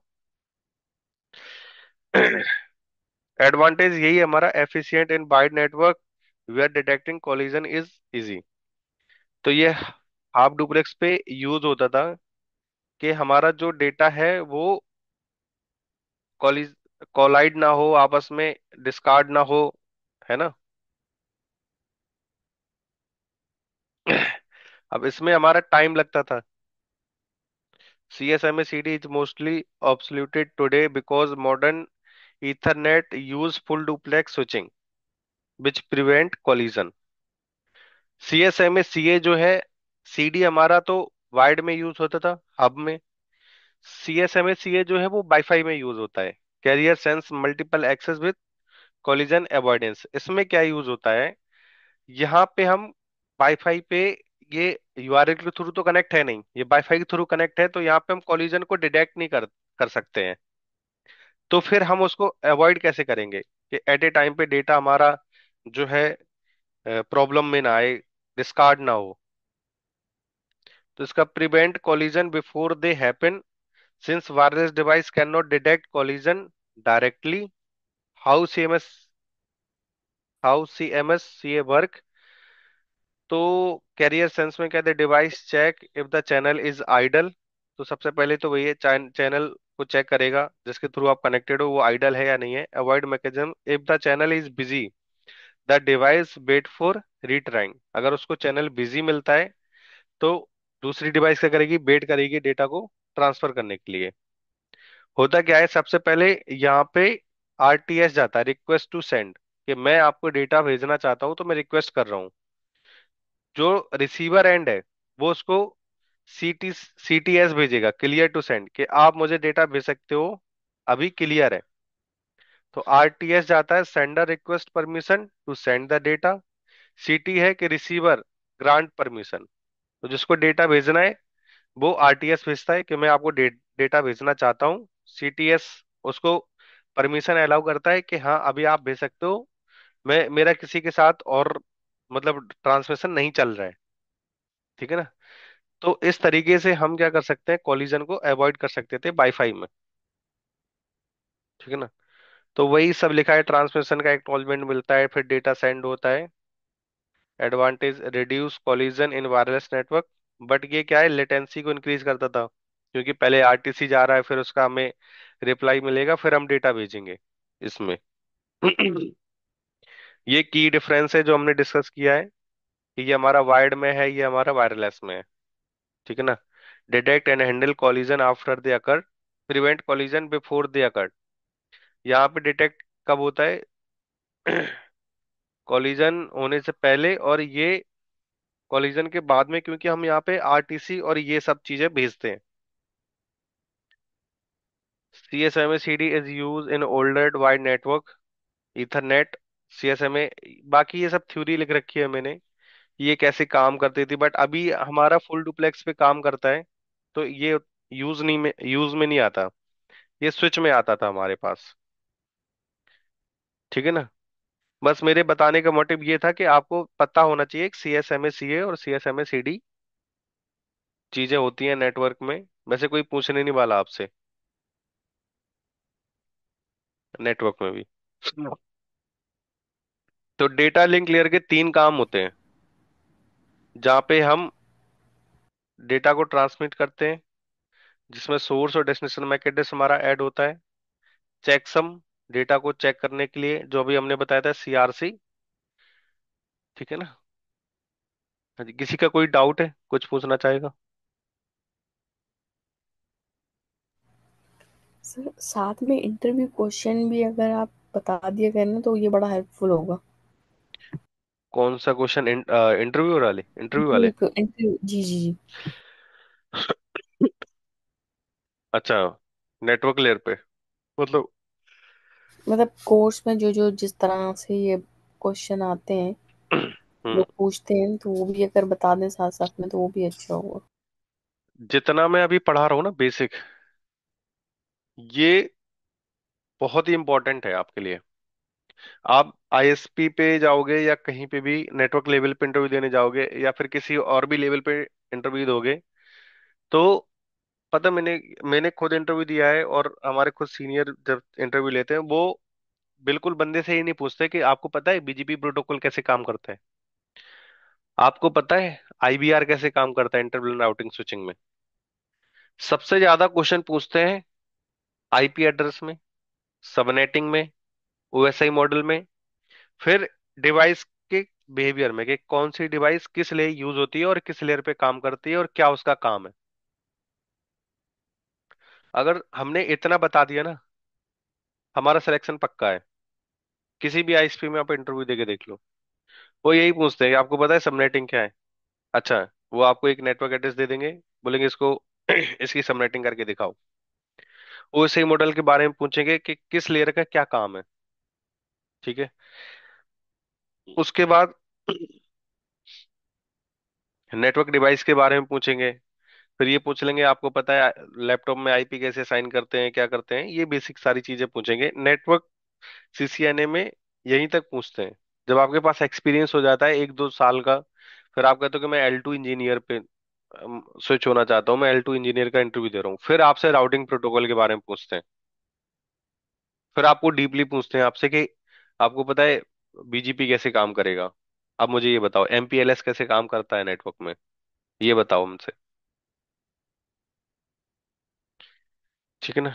तो इंटरव्यू में मतलब यही है, पूछ सकते हैं कि OSI मॉडल कैसे काम करता है, किस लेयर पे क्या काम होता है, हमारे पास कौन से प्रोटोकॉल यूज होते हैं किस लेयर पे। है ना। ये चीज हमें याद जरूर करनी है, जितना अभी हम पढ़ रहे हैं वो बहुत ही इंपॉर्टेंट है हमारे लिए। इसलिए मैं टाइम देके पढ़ा भी रहा हूँ अच्छे से, कि जिससे कि आपको समझ में आ जाए। अगर ये समझ में आ गया ना, तो आप कहीं पे भी हारोगे नहीं, मतलब सब चीजें आपको समझ में आ जाएंगी। बेस मजबूत है तो सारी चीजें क्लियर है। बाकी हम इंटरव्यू के क्वेश्चन देख लेंगे लास्ट में, कि क्या क्या होते हैं और उनको हमें कैसे करना है। इसके बाद हमारे पास डेटा लिंक लेयर, और है हमारे पास फिर फिजिकल लेयर। फिजिकल लेयर पे क्या है? वही जो हमारे पास हमने केबल लगा रखे हैं, उन पे डेटा को ट्रांसमिट करना। जब हमारे पास फ्रेम आया, उस फ्रेम को आगे भेजना। तो physical layer, layer 1 is the lowest layer of a OSI model, is responsible for actual physical connection between device. It's deal with electrical, optical and mechanical aspect of network communication. तो ये उस data को, जो हमारा binary format में data आ रहा है, उसको इलेक्ट्रिकल फॉर्म में कन्वर्ट करके, उस केबल के थ्रू या लाइट के फॉर्म में कन्वर्ट करने के लिए जो भी केबल हमने यूज कर रखी है, वैसे कन्वर्ट करके उसको डेटा को आगे भेजना। ये किसका काम होता है? Physical layer. Function of physical layer, data transmission over physical media, convert binary data, one binary हमारा क्या होता है, 1 और 0, इनटू इलेक्ट्रिकल, ऑप्टिकल और radio signal for transmission, send data bit by bit across cable, fibre optical और wireless signal. तो जो भी हमने केबल यूज कर रखी हैं उनको, जो भी फॉर्मेट वो यूज करते हैं, इलेक्ट्रिकल है, अगर ऑप्टिकल नेटवर्क है तो लाइट के फॉर्म में डेटा को वो कन्वर्ट करके भेजते हैं, वैसे कन्वर्ट करना ये फिजिकल लेयर का काम होता है। ठीक है ना? तो ये हमारा bit synchronize and transmission mode ensure timing and synchronization between sender and receiver, support different data transmission mode, simplex, half duplex, full duplex, जो मैंने आपको बताया था, मैंने सिग्नल स्टैंड एंड अटेन्युएशन, जो वाईफाई में हमारा यूज आता है। तो फिजिकल लेयर पे हमारी ये डिवाइस काम में आती है, hub, repeater, cable, NIC and WiFi access point. ठीक है ना? तो ये हमारा सारा फिजिकल लेयर पे डिवाइस काम करती है। देखो ये यहाँ पे जो हमने ओएसए मॉडल पढ़ा है, इनको हम हार्डवेयर लेयर भी बोलते हैं, इनको सॉफ्टवेयर लेयर बोलते हैं। नेटवर्क लेयर से आपने देखा होगा कि हमारा डिवाइस आ गया, राउटर आ गया, यहाँ पे स्विच आ गया, यहाँ पे हमारे पास रिपीटर, हब, मॉडम, ये सारे हमारे फिजिकल लेयर पे काम करते हैं। वो चीजें आ गई, इसको बोलते हैं हार्ट ऑफ ओएसआई मॉडल। क्यों बोलते हैं? क्योंकि ट्रांसपोर्ट करना इसका ही काम है, इसका ही रिस्पॉन्सिबिलिटी है। ठीक है, ये अपर लेयर, फिर बहुत सारी चीजें हैं, इनको अपर लेयर, इसको लोअर लेयर बोलते हैं। बट एक चीज का और ध्यान रखना हमेशा, जो मैंने बताया कि लेयर 7 हमेशा आपकी एप्लीकेशन लेयर ही रहेगी। इसको हम भले ही उल्टा लिख दें तो इसका मतलब ये नहीं फिजिकल लेयर हमारा लेयर 7 बन जाएगा। क्योंकि ये जरूर कंफ्यूज करता है इंटरव्यूअर कि उसने उसको फिजिकल लेयर को सबसे पहले लिख दिया, फिर डेटा लिंक लेयर को लिख दिया, फिर नेटवर्क को लिख दिया। तो अब आपने पढ़ा है कि सबसे पहले लेयर 7 होती है, फिर लेयर 6 होती है, तो फिजिकल लेयर को लेयर 7 बता दिया, ये नहीं होगा। फिजिकल लेयर हमारा लेयर बन ही रहेगा हमेशा। ठीक है ना? तो ये हमारा ओएसआई मॉडल के बारे में था सब कुछ। ठीक है ना? इसमें अगर किसी का कुछ डाउट रहता है तो पूछे, फिर मैं आगे बढ़ता हूँ।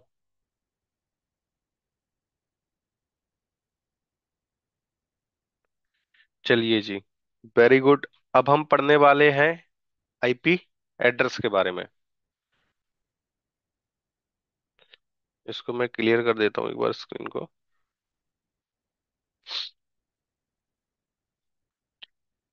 ठीक है ना?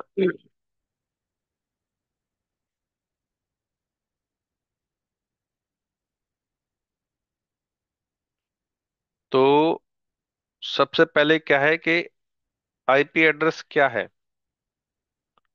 आईपी स्टैंड फॉर होता है हमारा इंटरनेट प्रोटोकॉल। ठीक है ना? अब ये क्या है? ये हमारे पास एक लॉजिकल एड्रेस है। आईपी हमारा क्या है? लॉजिकल एड्रेस है। तो सबसे पहले मैं बात करता हूँ, नेटवर्क में आपके पास एड्रेस कितने टाइप के होते हैं। तो रियल सिनेरियो में भी हमारे पास एड्रेस जो है वो 2 टाइप के ही होते हैं। जैसे कि मैं किसी से पूछता हूँ कि अंकित जी आपका घर कहाँ पे है। अंकित ने बोला कि यार सर मेरा घर ना लक्ष्मी नगर में है, और ये है लोकेशन। उन्होंने पूरा घर का लोकेशन भेज दिया, एड्रेस भेज दिया। अब मेरे को ये नहीं पता अगर कि लक्ष्मी नगर कैसे पहुंचेंगे, कौन सा उसके लिए बेस्ट पाथ होगा। अब मैं रह रहा हूँ मान लो यहाँ कानपुर में। ठीक है, अब मुझे कानपुर से पहले दिल्ली जाना है, फिर दिल्ली से हम लक्ष्मी नगर जाएंगे। तो अगर मुझे पाथ नहीं पता कि कानपुर से दिल्ली कैसे जाते हैं, और कानपुर से ऐसा तो है नहीं दिल्ली जाने के लिए सिर्फ एक ही रास्ता होगा, मल्टीपल रास्ते हो सकते हैं, तो कौन सा रास्ता हमारे लिए बेस्ट रहेगा, ये भी नहीं पता मेरे को। तो हम क्या करते हैं, गूगल मैप पे सर्च करते हैं कि यहाँ तक जाने के लिए कौन सा रास्ता उसके लिए बेस्ट है। इसको बोलते हैं लॉजिकल एड्रेस, जहाँ पे हमारा आईपी काम यूज में आता है। फिजिकल एड्रेस क्या है आपका? मैक एड्रेस, जो बताया उन्होंने कि सर मैं लक्ष्मी नगर में यहाँ पे रहता हूँ। ठीक है ना? तो वो तो चेंज नहीं हो सकता, हमारा जाने का पाथ चेंज हो सकता है। ऐसा हो सकता है कि मैं गया इस वाले रूट से था, आ इस रूट से रहा हूँ, ये तो हो सकता है ना। लेकिन जो इसका फिजिकल एड्रेस है वो चेंज नहीं होगा। वो कब चेंज होगा, जब ये घर ही चेंज कर दें। तो अगर आपने एनआईसी कार्ड ही चेंज कर दिया लैपटॉप का, तो फिजिकल एड्रेस चेंज हो जाएगा। बट वैसे नहीं होता हमारा।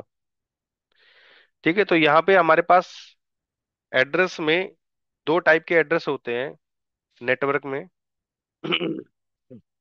सेम सिनेरियो में, कि दोनों एड्रेस में अगर रियल लाइफ के सिनेरियो में दोनों एड्रेस में अगर एक भी एड्रेस मिसिंग है, तो हम अंकित के यहाँ पे नहीं पहुंच सकते। मान लो उसने पाथ बता दिया कि सर आपको ना कानपुर से आना है दिल्ली, तो आपको ट्रेन मिल जाएगी, आप ट्रेन से आ सकते हो आनंद विहार, वहां से लक्ष्मी नगर का मेट्रो ले लेना, वहां पे आ जाना। अब मैं लक्ष्मी नगर पहुंच गया, लेकिन उसने ये नहीं बताया सर मेरा घर का लोकेशन ये है, तो भी नहीं पहुंच पाऊंगा मैं। तो हमारे पास मतलब दोनों एड्रेस होने चाहिए, कि जाना कैसे है और पहुंचना कहाँ है ना। सेम नेटवर्क में होता है। नेटवर्क में भी हमारे पास दो टाइप के एड्रेस होते हैं। एक पब्लिक होता है, प्राइवेट। पब्लिक एक प्राइवेट। हाँ वो तो आईपी एड्रेस में आता है, पब्लिक और ये फिजिकल और पब्लिक है। वैसा। यहाँ पे ये लॉजिकल। सबसे पहले डिस्कस करते हैं फिजिकल और लॉजिकल एड्रेस। ठीक है ना।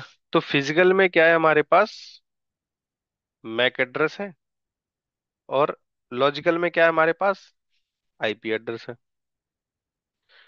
और डिवाइस को अगर आपस में नेटवर्क में हमें कम्युनिकेट कराना है, तो दोनों एड्रेस होने चाहिए उसके पास। अगर एक भी मिसिंग है तो वो डिवाइस जो है नेटवर्क में कम्युनिकेट नहीं कर पाएगी। लॉजिकल और ये है हमारा आईपी एड्रेस।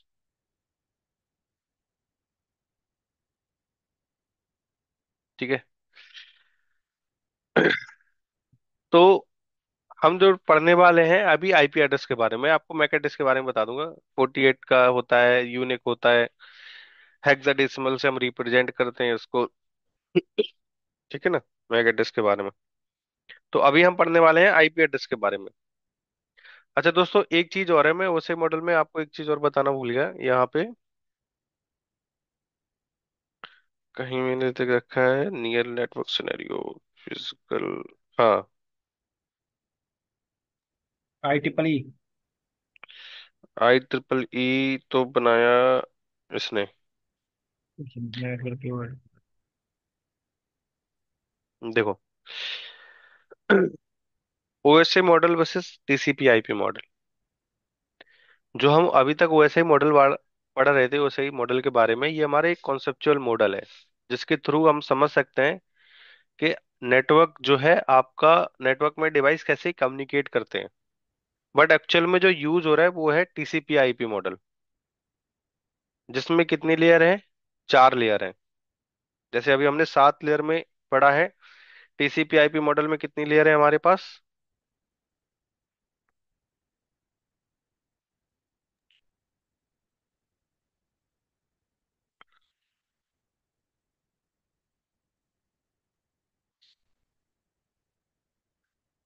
ये है हमारा।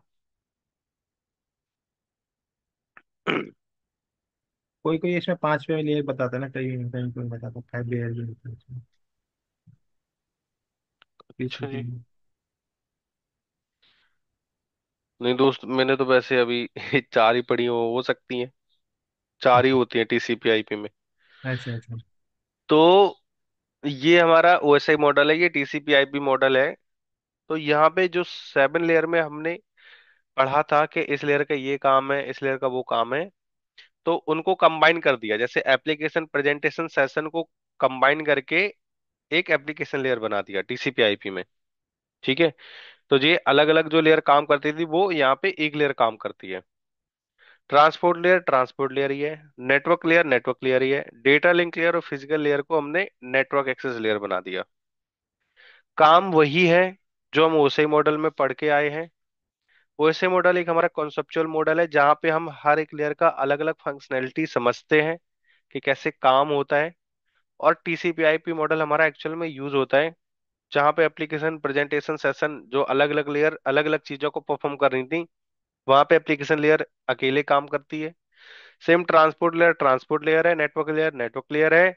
जहां पे डेटा लिंक लेयर और फिजिकल लेयर अलग अलग काम कर रही थी, वहां पे हमने नेटवर्क एक्सेस लेयर है हमारे पास टीसीपी आईपी मॉडल में।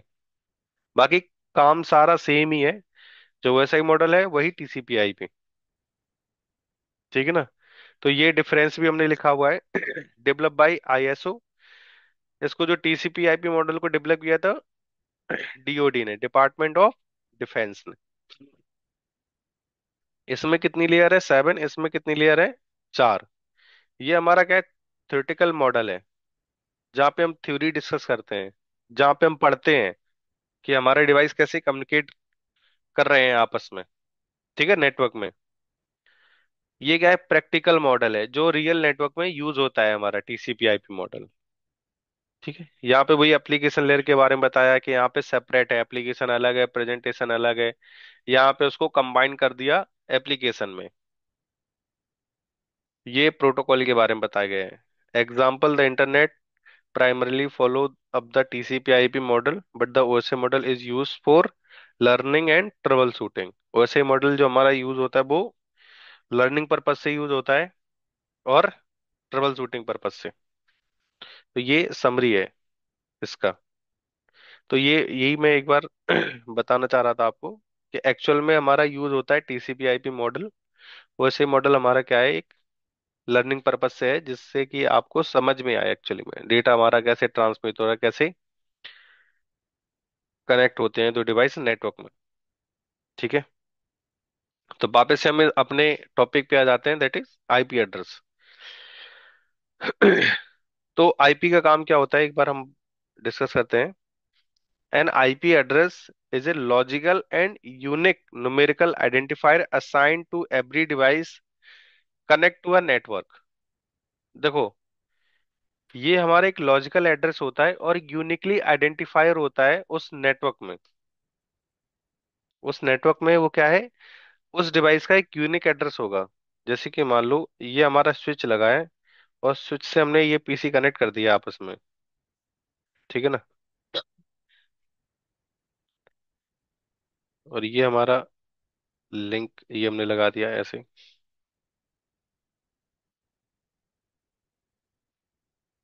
तो अगर आपने मान लो इस सिस्टम को कोई आईपी असाइन कर दिया 192.168.1.2 तो ये आईपी इस प्राइवेट नेटवर्क में आप किसी और सिस्टम को असाइन नहीं कर सकते। अगर आपने मैन्युअली कर दिया तो आईपी कॉन्फ्लिक्ट कर जाएगा फिर। ठीक है ना।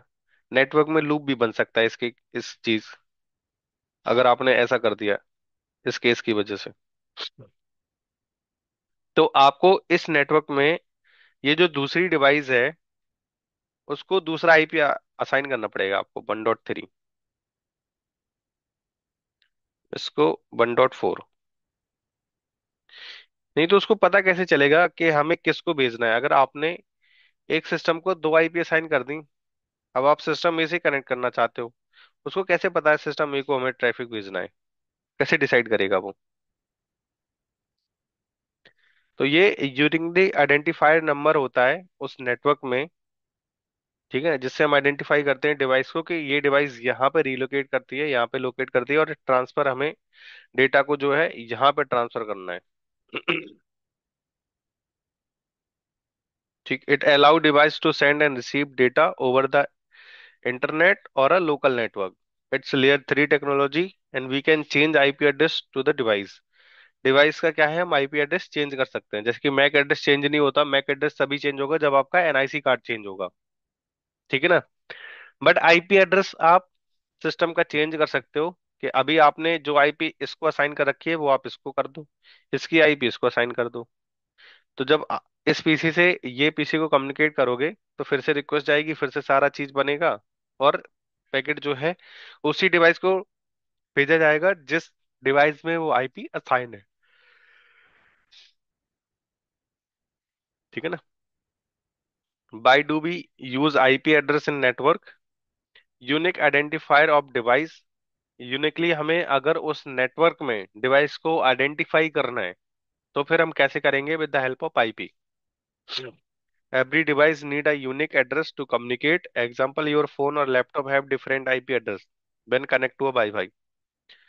तो नेटवर्क में कम्युनिकेशन के लिए हर एक डिवाइस को हमें एक यूनिक एड्रेस डिफाइन करने की रिक्वायरमेंट पड़ती है, जो कि हम लॉज या आईपी एड्रेस डिफाइन करते हैं। आईपी एड्रेस के बेस पे हम क्या करते हैं, डेटा को ट्रांसफर कर सकते हैं। ठीक है। Allow internet access, support network and security control. अब ये सिक्योरिटी, नेटवर्क सिक्योरिटी कंट्रोल क्या है?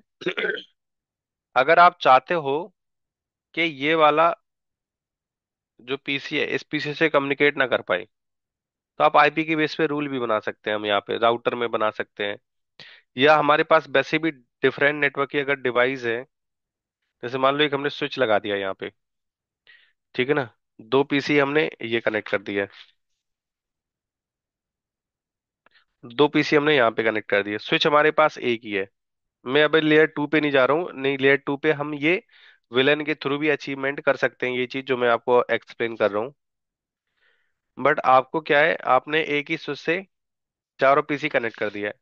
अब आप चाहते हो कि ये वाला जो, ये जो दो पीसी है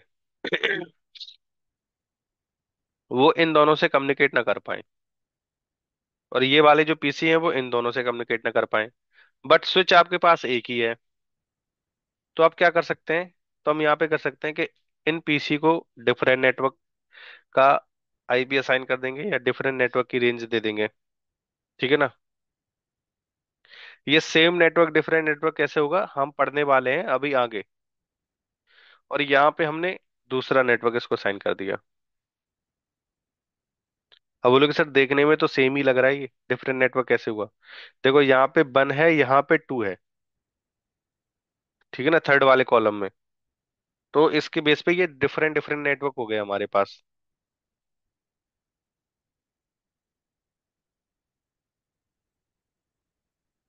हम्म।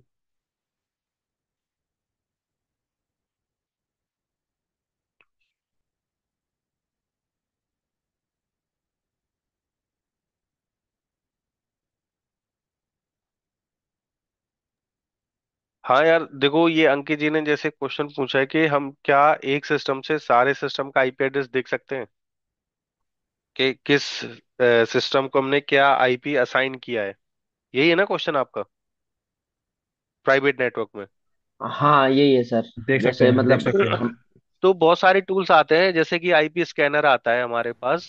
उसमें क्या है, हम्म। आईपी स्कैनर क्या करेगा, आपके पूरे नेटवर्क को स्कैन करके दे देगा कि किस डिवाइस में कौन सा आईपी एड्रेस कनेक्ट आपने असाइन कर रखा है या डीएचसीपी ने असाइन कर रखा है। शायद मेरे पास होगा भी आईपी पिंग से भी स्कैनर। कर सकते हैं सर, अगर सर कंप्यूटर का नाम आपको डीएचसीपी। पता है तो पिंग स्पेस कंप्यूटर का नाम दीजिए, हाइफन ए कीजिए, उसका आईपी बता देगा। मुझे हाँ। पता ही नहीं है ना सिस्टम पे किसको क्या, मतलब कौन कौन सिस्टम कनेक्टेड, लेट से वाईफाई पे कनेक्टेड हो मैं। कंप्यूटर नेम वाईफाई पे। पता से पता चल जाएगा। नहीं कोई बात वाईफाई नहीं पे है। कनेक्टेड हो, ऊपर हाँ नीचे तो बहुत सारी जगह यूज हो रहा है। हाँ, लेट से स्कैनर से बाय देखिए, मिस्टेक किसी ने टर्मिनल कर, से। नहीं स्कैनर ना हो और टर्मिनल से करना हो तो कोई कमांड है क्या? टर्मिनल से तो यार ऐसी कमांड सर्च नहीं की है मैंने, हो सकती है, होगी बहुत सारी, ऐसा नहीं है, बट मैंने कभी सर्च नहीं किया ये। मतलब पॉसिबल है ना सर, इसे देखना तो मैं देख हाँ लेता होता हूँ है, पहले कुछ। हो जाता, दिख जाता है, पता चल जाएगा। वो तो आईपी स्कैनर को यूज किया है, ये बस स्कैन करेंगे, अपना नेटवर्क डालेंगे कि हमें किस नेटवर्क में स्कैन करना है, वो इस नेटवर्क में जितनी भी डिवाइस होंगी आपकी सारी बता देगा कि ये आपका आईपी एड्रेस है, ये उनका मैक एड्रेस है। Thank you. ठीक है सर, ये भी नहीं पता था मेरे को। तो हम्म, ये चीज है। अब यहाँ पे क्या हुआ कि हमने डिफरेंट डिफरेंट नेटवर्क कर दिया, तो ये आपस में कम्युनिकेट नहीं करेंगे।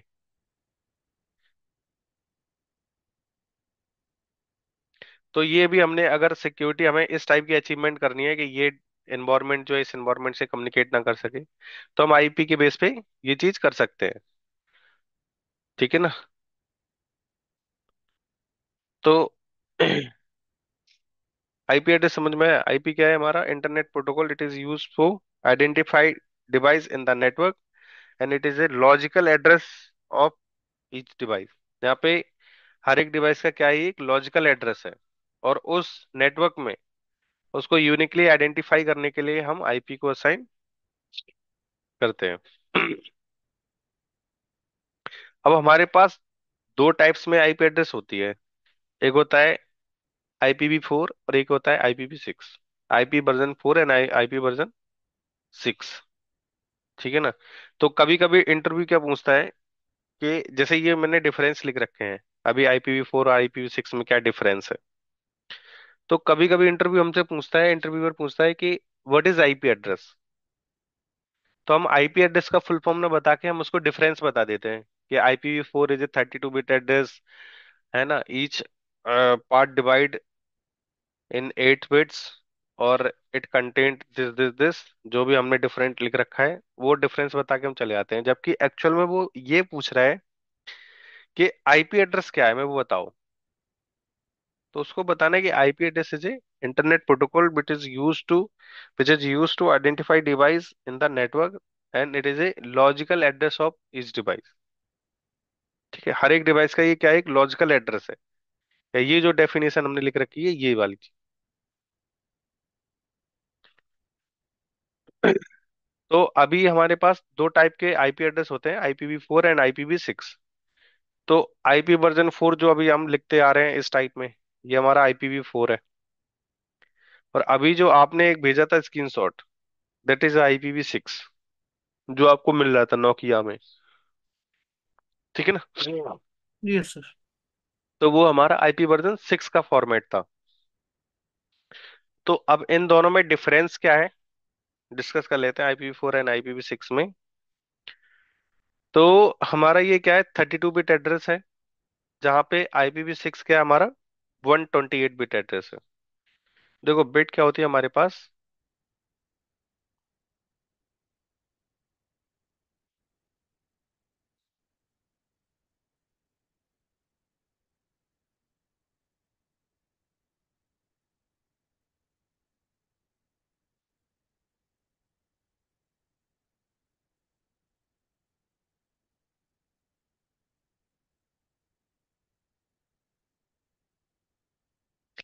ठीक है ना। तो बिट हमारे पास क्या है, 1 और 0। जिसे हम 1 को बोलते हैं नेटवर्क बिट, और 0 को बोलते हैं हम होस्ट बिट। ठीक है ना। तो अगर इसमें लिखा है IPv4 is a 32 bit address, इसका मतलब क्या है, हमारे पास IPv4 में 32 बिट होती हैं। मतलब चाहे वो 32 ये हो सकती है, 0 1 2 3 4 5 6 7 8 9 10 11 12 13 14 15 16 17 18।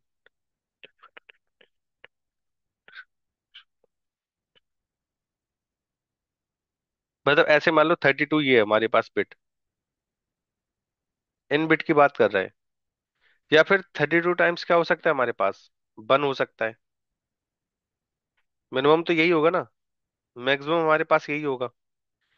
अब 0 1 0 1 0 1 होना, ये तो इसके बीच की पॉसिबिलिटी है ना। मैं राइट और रॉन्ग, ये क्या है, ये मिनिमम ये होगा। या तो सारी बिट हमारी 0 होगी, या मैक्स हमारा क्या होगा, सारी बिट हमारी 1 हो सकती है। 0 1 0 1 होना, ये तो इसके बीच की पॉसिबिलिटी है कि नहीं। तो IPv4 में हमारे पास 32 बिट होती हैं। ठीक है, जिसमें से 1010 करके ये हो सकता है। जहां पे अगर मैं IPv6 में बात करूं, यहाँ पे हमारे पास 128 बिट होती है।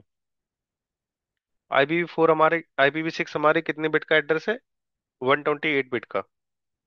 ठीक है ना। यहाँ पे it's numeric address method where IPv6 is a alpha numeric addressing method. Numeric method का मतलब क्या है, IPv4 हमेशा हमारा इसी नंबर पे ही लिखा जाएगा, 192 या कुछ भी होगा, आपको ऐसे ही देखने को मिलेगा। बट IPv6 में क्या है, जैसे मैंने ये फॉर्मेट आपको भेजा था, जहां पे आपको ABCD ये भी देखने को मिलेंगे।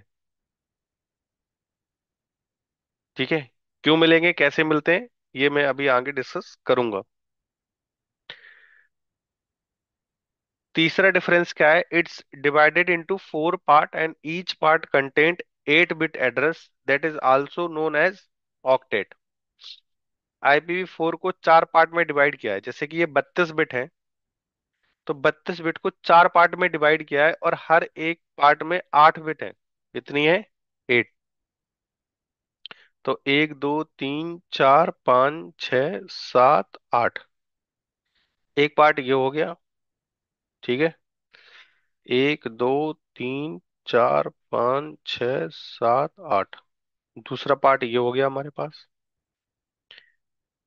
3 4 5 6 7 8। तीसरा पार्ट ये हो गया हमारे पास, और चौथा पार्ट ये हो गया हमारे पास। आया समझ में? जो हमारे पास 32 बिट एड्रेस थी, उनको 4 पार्ट में डिवाइड किया है, जिसमें हर एक पार्ट में कितनी बिट है हमारे पास? 8। तो वो एट 8 एट। या तो नेटवर्क की हो सकती हैं, या फिर होस्ट की हो सकती हैं, या तो मतलब 8 बिट जीरो हो सकती हैं, या वन हो सकती हैं, या इनके बीच का कॉम्बिनेशन कुछ भी हो सकता है,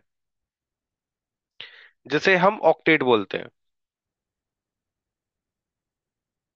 जिसे हम क्या बोलते हैं? ऑक्टेट। 8 को क्या बोलते हैं? ऑक्टेट। सेम IPv6 में, IPv6 में क्या है? जो हमारे पास 128 बिट है, अब लिखूंगा तो बहुत टाइम हो जाएगा। हर यहाँ पे हमने क्या किया है, IPv6 में क्या है, it divided into 8 part. IPv6 को 8 पार्ट में डिवाइड किया है। जैसे यहाँ पे हमने 4 पार्ट में डिवाइड किया है, IPv4 डिवाइडेड इनटू 4 पार्ट,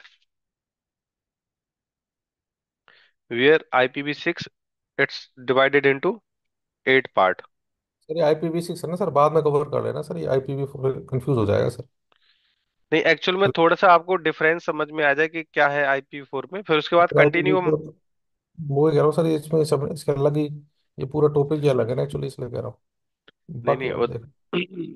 नहीं मतलब बेसिक टॉपिक। समझाने से कुछ होगा नहीं, बेसिक प्रोसेस है।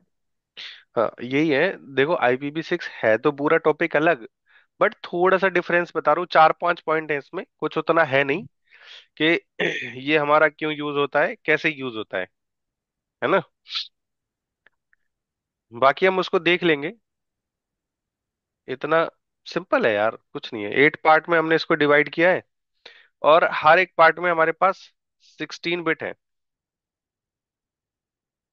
ठीक है ना। जैसे कि यहाँ पे हमारे पास 8 बिट है, IPv6 में हमारे पास कितनी है? 16 बिट है, ठीक है ना। तो it's divided into 8 part, and each part content 16 bit address that is also known as block. तो इसको हम क्या बोलते हैं? जैसे इसको हम बोलते हैं ऑक्टेट, इसको हम बोलते हैं ब्लॉक, ठीक है। तो IPv4 को बाइनरी सेपरेट करते हैं हम डॉट से। अभी हमने 4 पार्ट में डिवाइड कर दिया है। ये पहला पार्ट है, ये दूसरा पार्ट है, ये तीसरा पार्ट है। ये हम कैसे डिफाइन करते हैं? डॉट से।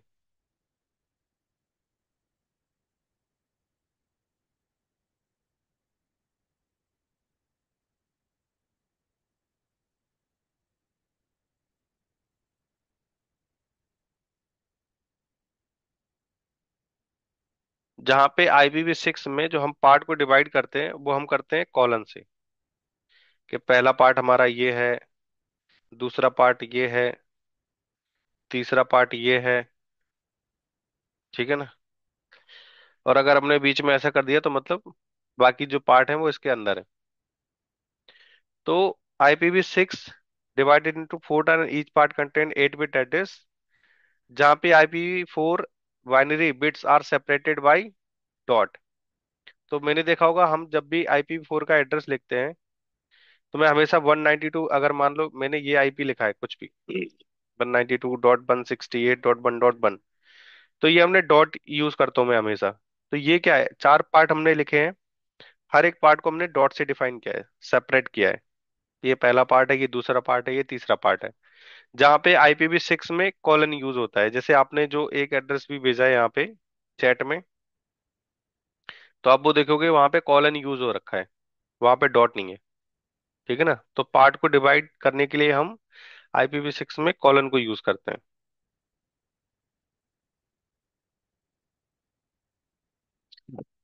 सर डबल जो कमा, आप एक बार थोड़ा सा आगे पे बोलिए, डबल जो कमा दे रहे हैं ना। देखो IPv6 में क्या होता है, अगर डबल कॉमा दे दिए इसका मतलब अब हम 16 पार्ट, जैसे यहाँ पे हमें चारों पार्ट डिफाइन करने पड़ते हैं, ठीक है, IPv4 में। तो IPv6 में ये मैंडेटरी नहीं है कि आपने जो 8 पार्ट बनाए हुए हैं वो आठों पार्ट आपको डिफाइन करने पड़े। 3 पार्ट हमने ये कर दिए, और बाकी के जो जितने पार्ट बचे हैं, जैसे 5 पार्ट बचे बचे हैं ना अभी इसमें, वो इसके अंदर आ गए सारे, पांचों के पांचों पार्ट। समझ में आया? जैसे कि मैं आपको ये एग्जांपल हमने दिखाया था, IPv4 में हमारे पास 4 पार्ट होते हैं, ठीक है, जैसे कि अभी हमने पढ़ा। IPv6 में हमारे पास कितने पार्ट होते हैं? 8 पार्ट होते हैं। तो ये आपको पहला पार्ट, दूसरा पार्ट, तीसरा पार्ट, चौथा पार्ट दिख रहा है। IPv6 में हमने इस वाले एग्जांपल में कितने पार्ट ले रखे हैं? 1, 2, 3, 4, 5। बाकी के 3 पार्ट नहीं है। 3 पार्ट क्यों नहीं? इसके बीच में जो हमने डुअल कॉलन लगा रखा है ना, तो इसका मतलब ये 3 पार्ट हमने हमारे यहाँ पे हैं, वो यहाँ पे एडजस्ट हो गए हमारे। कैसे एडजस्ट हो गए ये हम IPv6 में डिस्कस करेंगे, ओके। है ना। तो डुअल कॉलन का मतलब है बाकी के जो आपके पार्ट बचे हुए हैं वो वहां पे एग्जिस्ट करते हैं आपके, ठीक है। तो ये है। तो हम इस तरीके से IPv6 को डिफाइन कर सकते हैं। तो IPv4 हमारे पास ये है, यहाँ पे हम डॉट से सेपरेट करते हैं, यहाँ से हम कॉलन से सेपरेट करते हैं। It support decimal number system, where it support hexadecimal number system, ठीक है ना। हेक्साडेसिमल क्या होता है? यहाँ पे हमारे पास हर एक पार्ट में 16 बिट होती हैं, ठीक है। तो बिट क्या है हमारे पास?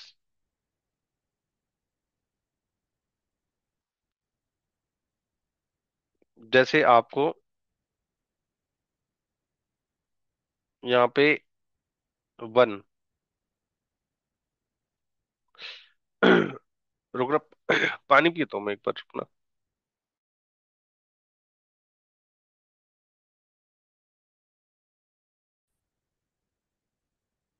रिकॉर्डिंग तो करना भूल ही गया था मैं। कोई बात नहीं। अभी तक हमने वैसे बेसिकली यही डिस्कशन किया है कि हमारे पास आईपी में जो हमने 4 पार्ट में डिवाइड किया IPv4 को, है ना, उसमें मिनिमम और मैक्सिमम वैल्यू हम कितनी असाइन कर सकते हैं, यहीं पे हमने स्टॉप किया था ना जब हम ये डिस्कशन कर रहे थे कि डेसिमल होगा हमारे पास। IPv4 क्या है? डेसिमल फॉर्मेट, मतलब 0 to 9। और IPv6 क्या है हमारा? Hexadecimal, 0 to 16। तो 10 को लिखते हैं हम A, 11 को B, 12 को C, 13 को D, और 14 को E, और 15 को F, है ना। उसके बाद ये 2-3 पॉइंट और डिस्कस किए थे हमने कि IPv4 हमारा सबनेटिंग को सपोर्ट करता है, IPv6 हमारा सबनेटिंग को सपोर्ट नहीं करता है। उसके बाद हमने क्या डिस्कस किया है कि किसी भी पार्ट में या किसी भी ऑक्टेट में हम मिनिमम कितना वैल्यू असाइन कर सकते हैं और मैक्सिमम कितना वैल्यू असाइन कर सकते हैं। तो मिनिमम हम 0 कर सकते हैं और मैक्स हमारा 255 तक जाएगा। कैसे जाएगा ये हमने यहाँ पे आपको बताया, ठीक है ना। तो जिसको समझ में नहीं आया है वो एक बार पूछ सकता है कि मेरे को सर ये चीज समझ में नहीं आई यहाँ पे। ये आ गया तो बहुत अच्छी बात है।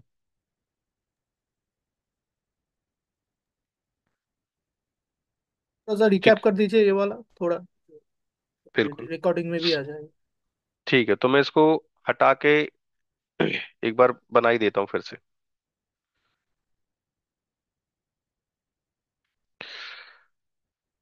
अरे वो मैंने यार अभी देखा कि रिकॉर्डिंग इनेबल ही नहीं थी। तो एक्चुअल में हमारा क्या है कि हमारा जो डेटा होता है वो 10 के फॉर्म में होता है, जिसका बेस क्या होता है? 2, ठीक है ना। तो अब कंप्यूटर तो बाइनरी समझता है, बट हम लोग तो डेसिमल समझते हैं। हमें बाइनरी तो आता नहीं है, 10 10। तो हमें बाइनरी से डेसिमल में कन्वर्ट करना पड़ेगा। कैसे करेंगे? उसका एक मेथड है कि 8 टाइम्स हम 2 लिखेंगे,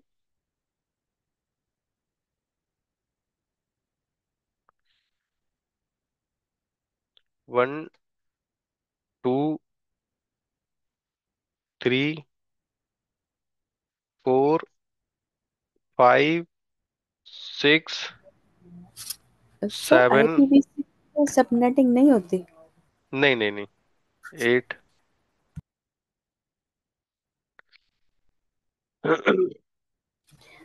ये आप दोबारा से कर रही हैं या ये मतलब नहीं नहीं, दोबारा से, दोबारा से। एक बार ओके ओके। रिकॉर्डिंग में भी आ जाए, और जिनका कुछ डाउट हो तो एक बार वो उनको और भी समझ में आ जाएगा, क्योंकि वो उस टाइम पे रिकॉर्डिंग पॉज हो गई थी हमारी। तो इसके बाद तो आप और कुछ नहीं कराएंगे ना, मतलब ये वो नहीं, हाँ हाँ, वही। जिनको लीव करना है वो कर सकते हैं, इसके बाद हम कुछ नहीं करेंगे।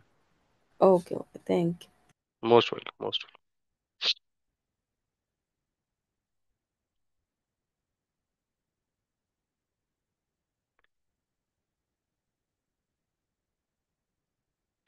ठीक है ना। तो अभी हमारा क्वेश्चन क्या है कि किसी भी ऑक्टेट में किसी भी पार्ट में मिनिमम कितना हम असाइन कर सकते हैं और मैक्स कितना असाइन कर सकते हैं IPv4 में। ठीक है, तो ये भी क्वेश्चन मार्क है, ये हमारा क्वेश्चन मार्क है।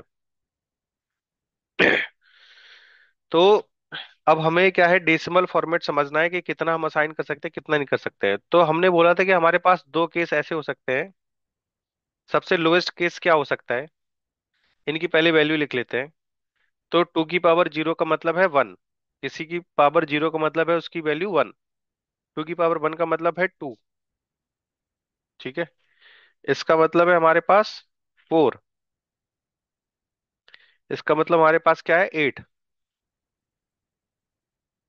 ठीक है, इसका मतलब क्या है हमारे पास, 16। इसका मतलब हमारे पास क्या है, 32। ये फॉर्मेट।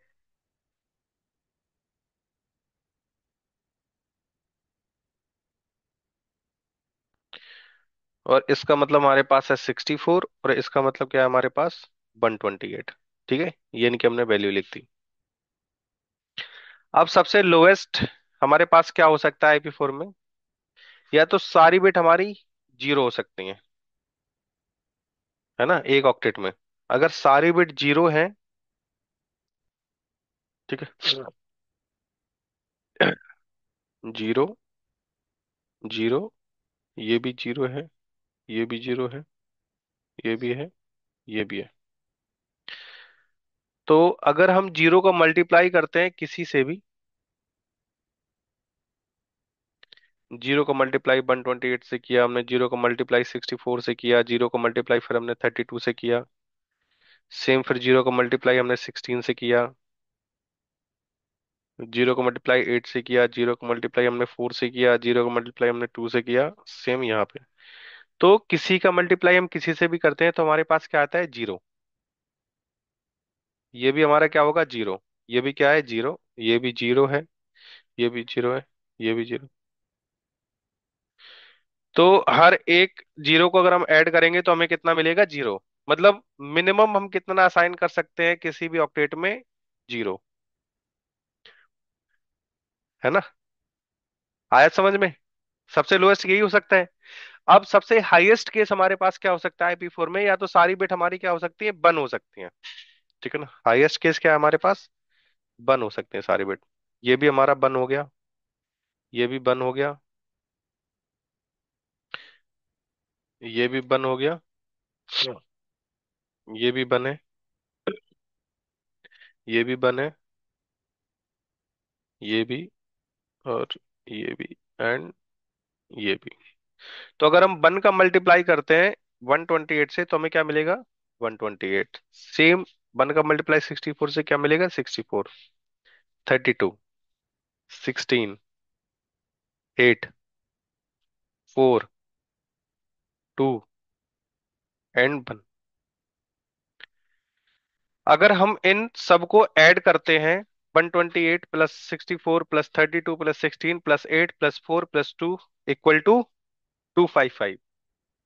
तो हमें मैक्स वैल्यू मिल गई कि 0, मिनिमम हमारा 0 हो सकता है, मैक्स हमारा 255 हो सकता है। दोस्तों 256 कहीं पे भी नहीं देखने को मिलेगा आपको IP4 में।